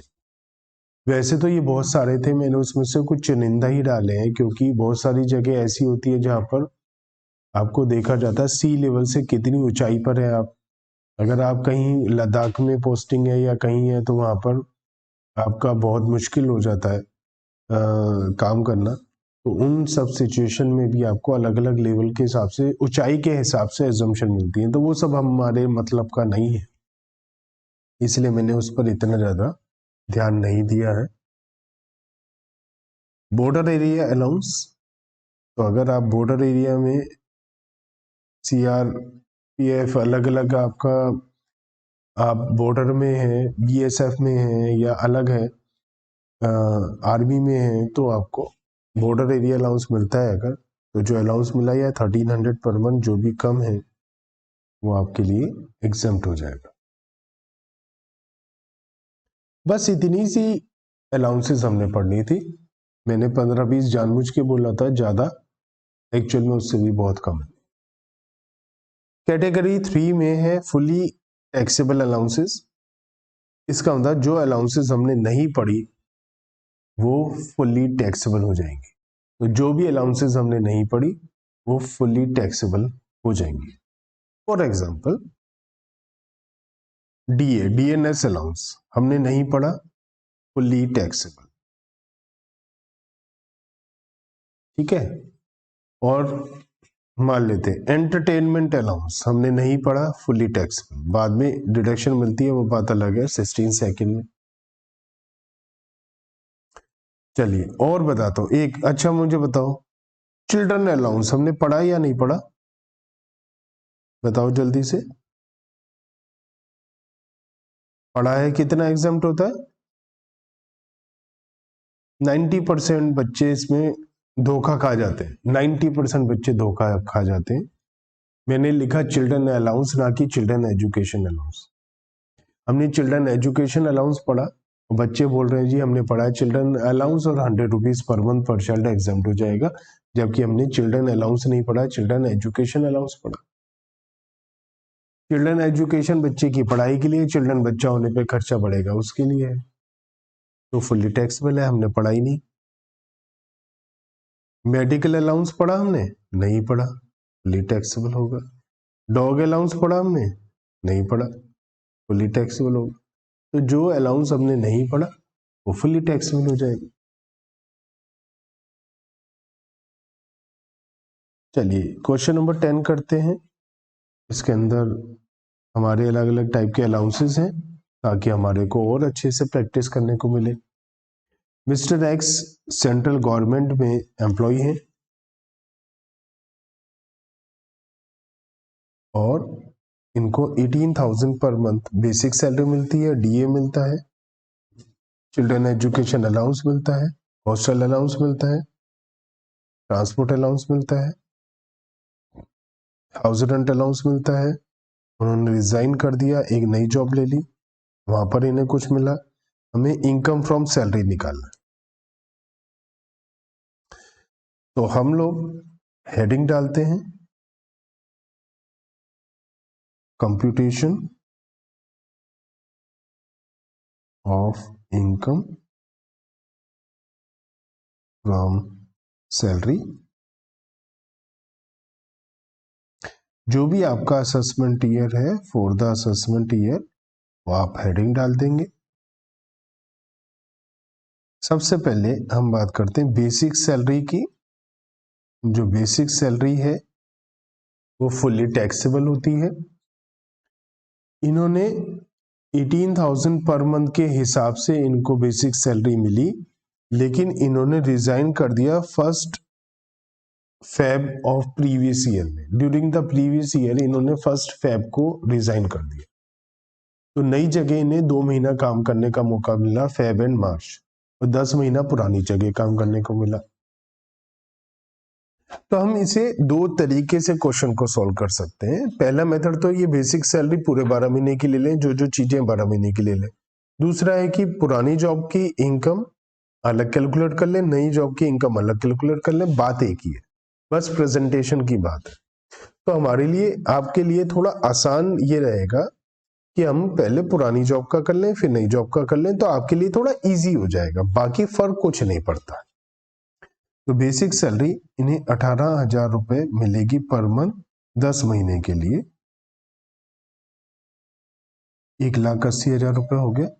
बेसिक सैलरी फुली टैक्सेबल होती है। और फिर अगर हम देखें कि भैया अलग से कैलकुलेट करना है, अब नई जगह जो जॉब लगी है इन्हें 27,000 रुपीज पर मंथ की सैलरी मिलती है 2 महीना के लिए, 54,000 रुपीज की सैलरी वो भी मिल गई। तो टोटल हमारी सैलरी हो गई अच्छा यहाँ पर लिखा है न्यू जॉब, अच्छा सॉरी, उन्होंने रिजाइन करा है 1 फेब को, लेकिन जॉब जो लगी है 1 मार्च से लगी है, तो 1 महीना बेरोजगार रहे हो, 1 महीना वो घर पर रहे खाली, तो 1 महीने का नुकसान हो गया इनका, तो इनको 11 महीने की इनकम हुई है इस साल। दूसरा, डीए मिलता है इनको पुरानी जगह से 6,000 रुपए पर मंथ। डीए हमने पढ़ा नहीं था तो फुली टैक्सेबल होता है, 6,000 इंटू 10, तो 60,000 रुपीज का डीए इनका फुली टैक्सेबल हो गया। जो नई जॉब है वहां पर इन्हें केवल एचआरए मिलता है, तो वहां पर डीए इन्हें मिलता ही नहीं। पुरानी जगह चिल्ड्रन एजुकेशन अलाउंस मिलता है 700 रुपीज पर मंथ पर child, with effect from 1st September during the previous year। तो इन्हें सितंबर से 1 सितंबर से मिलता है, ठीक है। तो इनको जो अगर हम कैलकुलेशन करें कि इनको चिल्ड्रन एजुकेशन अलाउंस जो मिला वो कितने महीने के लिए मिला, तो ऐसी सिचुएशन में इनको सितंबर, अक्टूबर, नवंबर, दिसंबर एंड जनवरी, तो इनको 5 महीने के लिए केवल मिला, क्योंकि सितंबर से मिला इनको। तो चिल्ड्रन एजुकेशन अलाउंस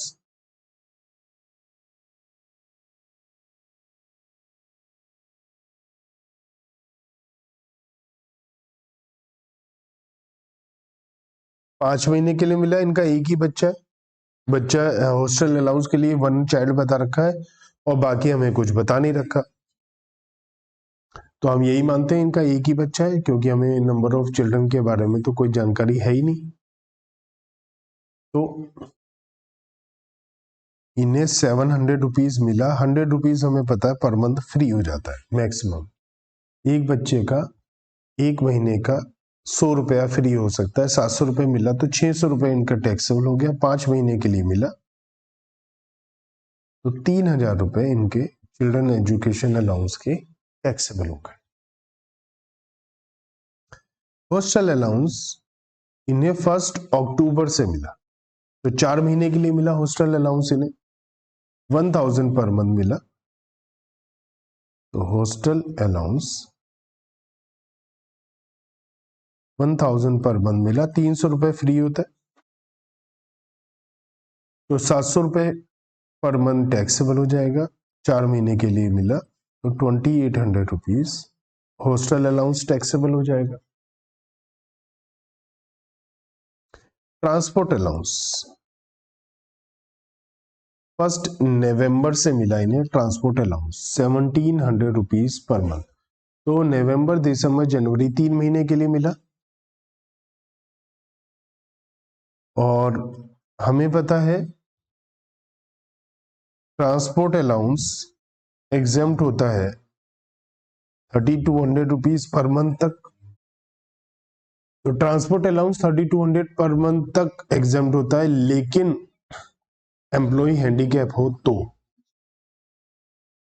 ये हैंडीकैप तो है नहीं, ऐसा तो कुछ बताया नहीं है, तो इसका मतलब इनके लिए कोई भी एग्जम्पशन नहीं मिलेगी और पूरा का पूरा इनके लिए टैक्सेबल हो जाएगा। तो 1,700 पर मंथ 3 मंथ्स के लिए मिला इन्हें, तो 5,100 रुपीज इनके लिए टैक्सेबल हो जाएगा। एचआरए दिया है एम्प्लॉयर ने 5,000 पर मंथ, इन्हें 1 जनवरी से मिला, प्रीवियस ईयर में 1 जनवरी से इन्हें मिला, तो 1 फरवरी को इन्होंने जॉब छोड़ दी, तो इन्हें केवल 1 महीने के लिए ही मिला, तो हाउस रेंट अलाउंस तो वर्किंग नोट में निकाल लेते, वर्किंग नोट में ओल्ड जॉब में इन्हें 1 मंथ के लिए मिला HRA, केवल 1 महीने के लिए मिला। और HRA जो मिला इनको 5,000 रुपये मिला। तो हमारे को पता है minimum of the 3 points will be exempt. Number 1, actual HRA received, तो एक्चुअल HRA है 5,000। Number 2, rent paid minus 10% of standard salary. Rent paid के बारे में कोई जानकारी है ही नहीं, कोई जानकारी नहीं, इसका मतलब वो रेंट देता ही नहीं। तो rent paid minus 10% of salary 0 हो गया। जैसे ही 0 हो गया तो मिनिमम पॉइंट 0 हो गया, तो एग्जम्पशन कुछ मिलेगी नहीं, सारा का सारा टैक्सेबल हो जाएगा हाउस रेंट अलाउंस। इसका मतलब तो ये हो गया। लेकिन फिर भी हम थर्ड पॉइंट में लिख देते हैं, और आप एग्जाम में लिख भी देना, actual received, rent paid minus 10% of salary, और कुछ नहीं बताया कहाँ रहता है, तो 40% ऑफ सैलरी। सैलरी का मतलब मैंने स्टैंडर्ड सैलरी बताया था। स्टैंडर्ड सैलरी में 3 चीजें आती हैं। बेसिक सैलरी 1 महीने की, क्योंकि 1 महीने का चार्ट है तो 1 महीने की बेसिक सैलरी, और DA if it is taken as a part of basic salary as per the terms of employment. ऐसा क्वेश्चन में कुछ बताया नहीं है, क्योंकि क्वेश्चन के अंदर हमें कुछ बताया नहीं है, तो हम लोग DA को स्पेशल DA नहीं मान सकते हैं, और कमीशन है ही नहीं। तो 1 महीने की सैलरी का 18,000 का 40%, तो ये होता है 7,200। इन तीनों में जो मिनिमम है वो एग्जम्प्ट हो जाएगा, विच इज 0, तो ये एग्जम्प्ट हो जाएगा 0। इसका मतलब फुल्ली टैक्सेबल हो जाएगा, एग्जम्पशन तो कुछ होगी। अब हम दूसरी न्यू जॉब की बात करते हैं। न्यू जॉब पे इन्हें HRA मिला है 4,000 रुपए पर मंथ। 1 महीने के लिए मिला है, क्योंकि मार्च महीने के लिए मिला है, क्योंकि इन्होंने मार्च में ही ज्वाइन करा, तो मार्च के लिए मिला है इन्हें। Actual HRA received 4,000। Again rent paid 0 है, हमें क्वेश्चन में कुछ जानकारी नहीं है। और थर्ड है 40% ऑफ सैलरी, और सैलरी इनकी अब नई जगह 27,000 है, तो 27,000 का 40% कितना हो गया, 10,800। मिनिमम अब भी 0 है, तो एग्जाम्प्ट अब भी 0 ही होगा। तो HRA एक्चुअल रिसीव्ड 5,000 मिला एक जगह, और एक जगह 4,000 मिला, तो 9,000 रुपीज का इन्हें HRA मिला, और एग्जाम्प्ट 0 हुआ क्योंकि इन्होंने रेंट की पेमेंट करी कुछ भी नहीं, तो टैक्सेबल हो गया पूरा का पूरा 9,000। तो इनकी पूरे 12 महीने की इनकम हमने कैलकुलेट कर ली, टोटल किया, इसे हम बोलते हैं क्रॉस सैलरी। 2,86,900। हमसे क्वेश्चन में पूछा इनकम फ्रॉम सैलरी, तो इनकम फ्रॉम सैलरी के लिए डिडक्शन लेस करनी पड़ेगी अंडर सेक्शन 16, स्टैंडर्ड डिडक्शन 50,000। तो इनकम फ्रॉम सैलरी आ जाएगा 2,36,900। मिस्टर एक्स हैं, एम्प्लॉय हैं ABC लिमिटेड में, इन्हें बेसिक सैलरी मिलती है 30,000 पर मंथ, और इन्हें कुछ अलाउंसेस भी मिलती हैं। हमें बताना है ग्रॉस सैलरी कितनी होगी, ठीक है, और साथ ही बताना है टैक्स लायबिलिटी कितनी होगी। तो अगर हम देखें, इनकी हेडिंग डाल लेते हैं पहले तो, computation of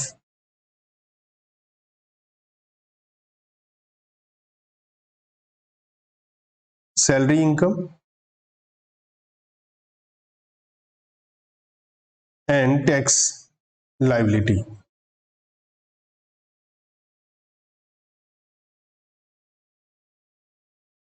for the assessment year, जो भी आपका असेसमेंट ईयर है वो हेडिंग डाल देंगे आप। लिखते हैं सबसे पहले बेसिक सैलरी। हमें पता है बेसिक सैलरी फुली टैक्सेबल होती है, तो बेसिक सैलरी फुली टैक्सेबल कर देते हैं 30,000 इंटू 12, 3,60,000। इसके बाद सर्वेंट अलाउंस मिलता है इन्हें 500 रुपए पर मंथ।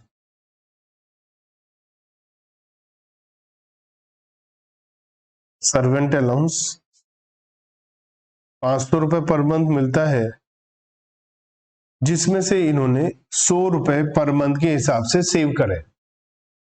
क्या सर्वेंट अलाउंस नाम की हमने कोई अलाउंस पढ़ी है? तो फुल्ली टैक्सेबल। नेक्स्ट पर आते हैं लंच अलाउंस। क्या लंच अलाउंस हमने पढ़ा है? Fully taxable.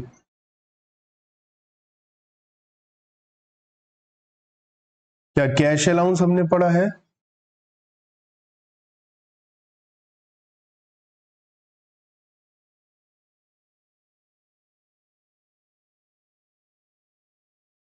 Fully taxable. Over time allowance,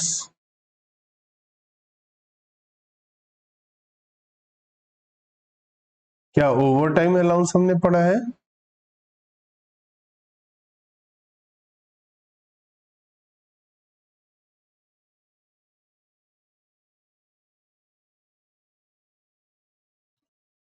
out station allowance,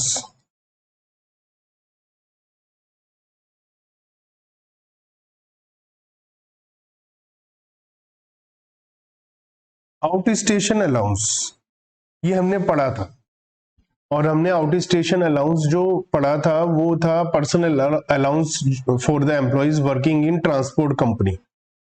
यहां पर ऐसा कुछ लिखा नहीं है कि ये ट्रांसपोर्ट कंपनी में काम करते हैं, तो ऐसी सिचुएशन में हम इनको कोई भी एग्जम्पशन नहीं दे रहे हैं, तो आउट स्टेशन अलाउंस भी फुली टैक्सेबल हो जाएगा।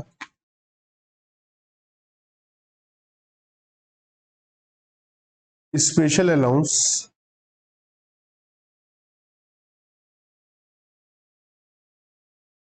$1,700 पर मंथ, ये भी हमने नहीं पढ़ा है, तो ये भी फुली टैक्सेबल हो जाएगा। कितना अमाउंट आ गया?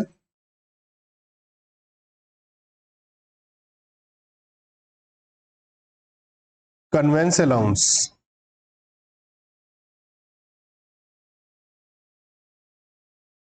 कन्वेंस अलाउंस हमने पढ़ा था, जहां पर ये ऑफिशियल पर्पस के लिए मिलता था, यहां पर पर्सनल यूज के लिए मिला है तो फुली टैक्सेबल हो जाएगा। अगर ऑफिशियल पर्पस के लिए मिलता तो उसमें जितनी सेविंग होती तो वो टैक्सेबल होती। तो हमारी ग्रॉस सैलरी आ जाएगी। कितना अमाउंट आ गया?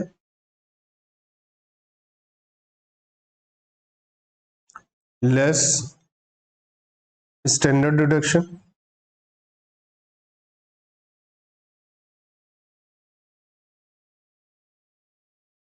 $50,000,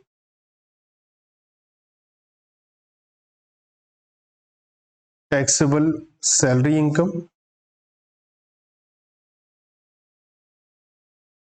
कितना आ गया?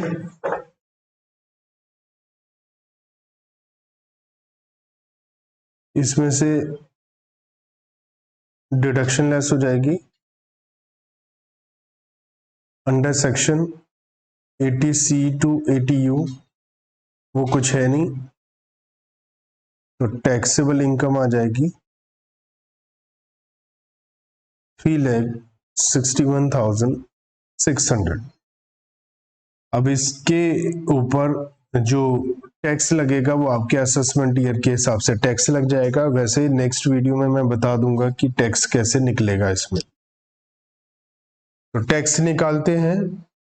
और टैक्स निकालने के लिए हमें पता है 2,50,000 तक नील, और 2,50,000 से 5 लाख रुपीज तक हमें 5% लगाना होता है। तो 1,11,600 पे 5% कितना आया? 5580। एक रिबेट आपको याद होगी, हमने पढ़ा हुआ rebate under section 87A।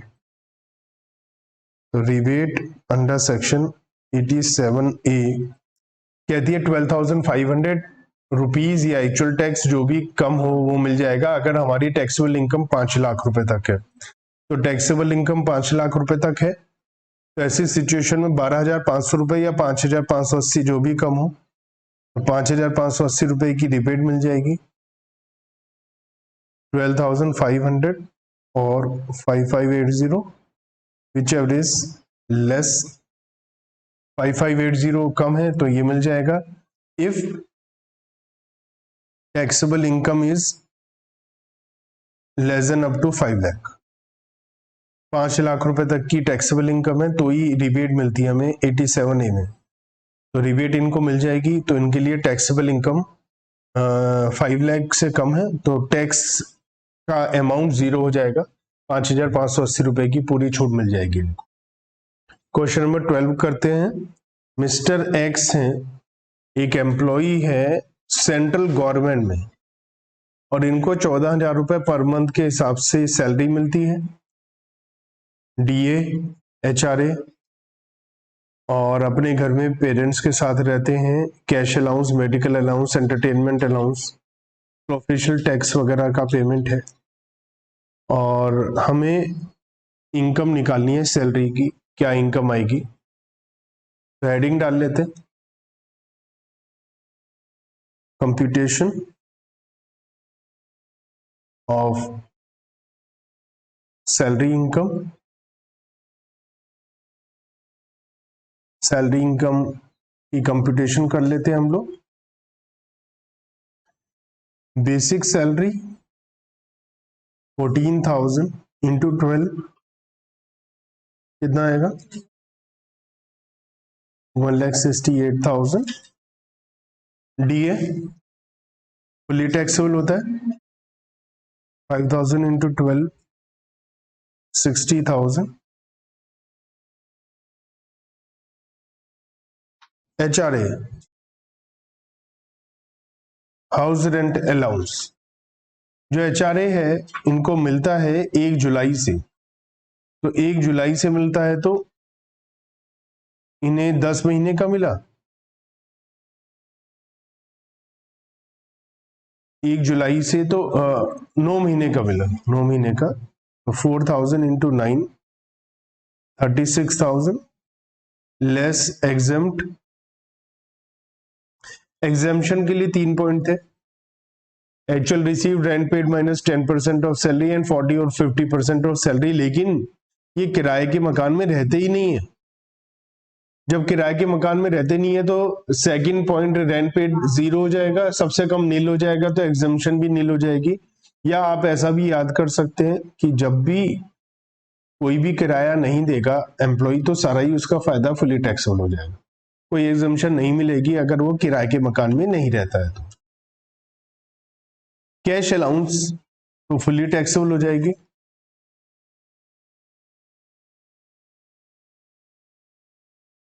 $300 into 12 3600। Next है मेडिकल अलाउंस,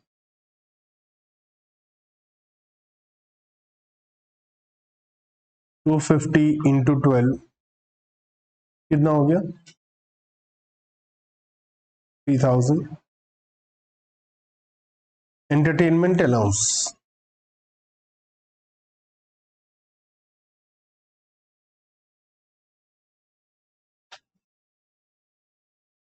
पहले इसे यहां फुली टैक्सेबल कर देंगे, बाद में स्टैंडर्ड डिडक्शन के बाद में इसकी डिडक्शन अलग से देंगे। तो अभी के लिए पूरा टैक्सेबल कर दीजिए, बाद में देखा जाएगा। प्रोफेशनल टैक्स एम्प्लॉयर ने दिया है ऑन बिहाफ ऑफ एम्प्लॉई। तो एम्प्लॉयर बिहाफ ऑफ एम्प्लॉय दे रहा है तो एम्प्लॉय का बेनिफिट हो गया, सैलरी की तरह टैक्सेबल हो जाएगा, बाद में छूट मिल जाएगी वो बात अलग है। Professional tax paid by employer 75 into 12 कितना हुआ 900।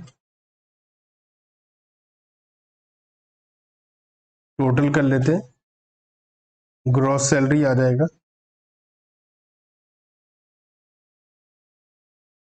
कितना आया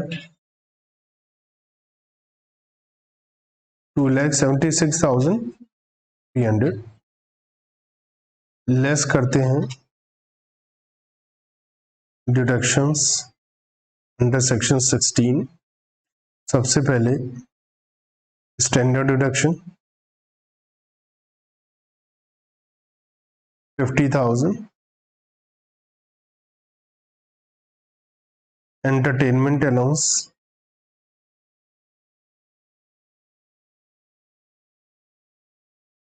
क्योंकि एंटरटेनमेंट अलाउंस की डिडक्शन केवल और केवल गवर्नमेंट एम्प्लॉय को ही मिलती है, तो यहां पर ये एलिजिबल है।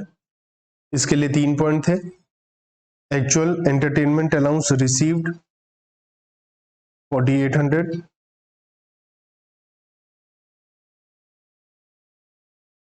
One fifth of basic salary 1,68,000 का 1/5,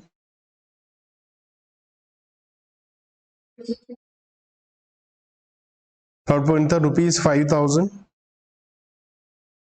इन तीनों में से जो भी कम हो, तो इन तीनों में से कम क्या है, whichever is lower less 4,800,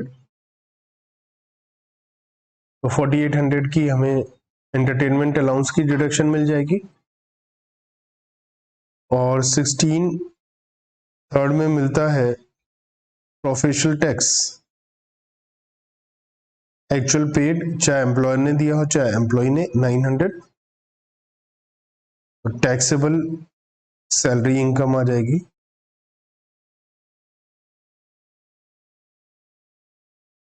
कितना आ गया 2,20,600। और अगर हमें इसकी टैक्स लाइबिलिटी भी निकालनी हो तो हमें पता है मैक्सिमम एग्जम्पशन लिमिट से कम आता है तो टैक्स नील हो जाएगा, तो इसके ऊपर टैक्स नील आएगा, टैक्स की अमाउंट नहीं आएगी। क्वेश्चन नंबर 13, मिस्टर एक्स हैं, उनको प्रीवियस ईयर में बेसिक पे मिलती है, तो बेसिक पे तो हमें पता है कि फुली टैक्सेबल हो जाती है। Computation of salary income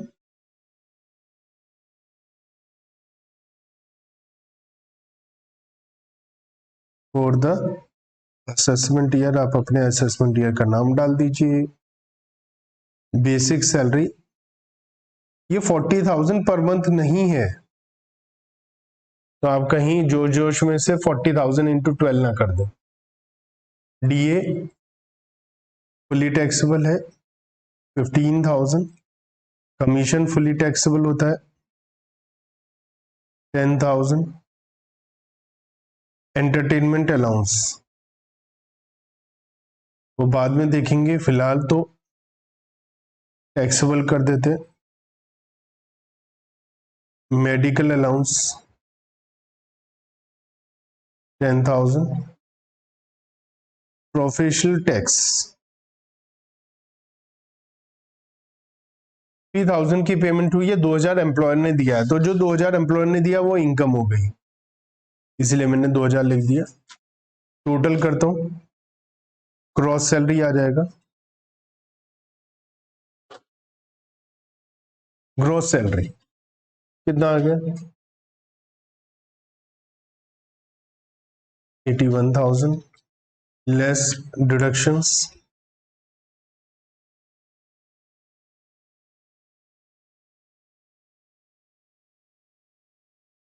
standard deduction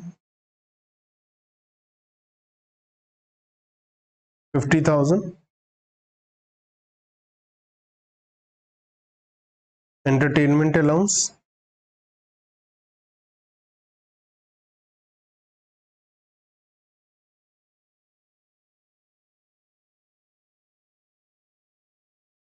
first point actual received,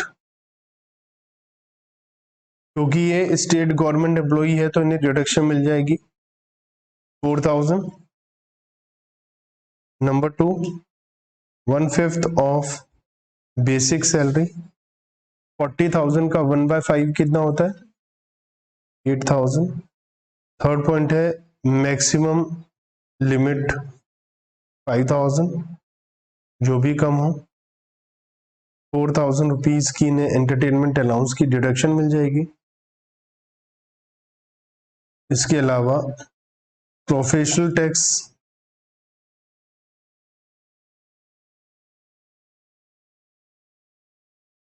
professional tax की 3,000 की पेमेंट हुई है, वो भी डिडक्शन मिल जाएगी, टैक्सेबल सैलरी आ जाएगा। कितना आ गया टैक्सेबल सैलरी 24,000।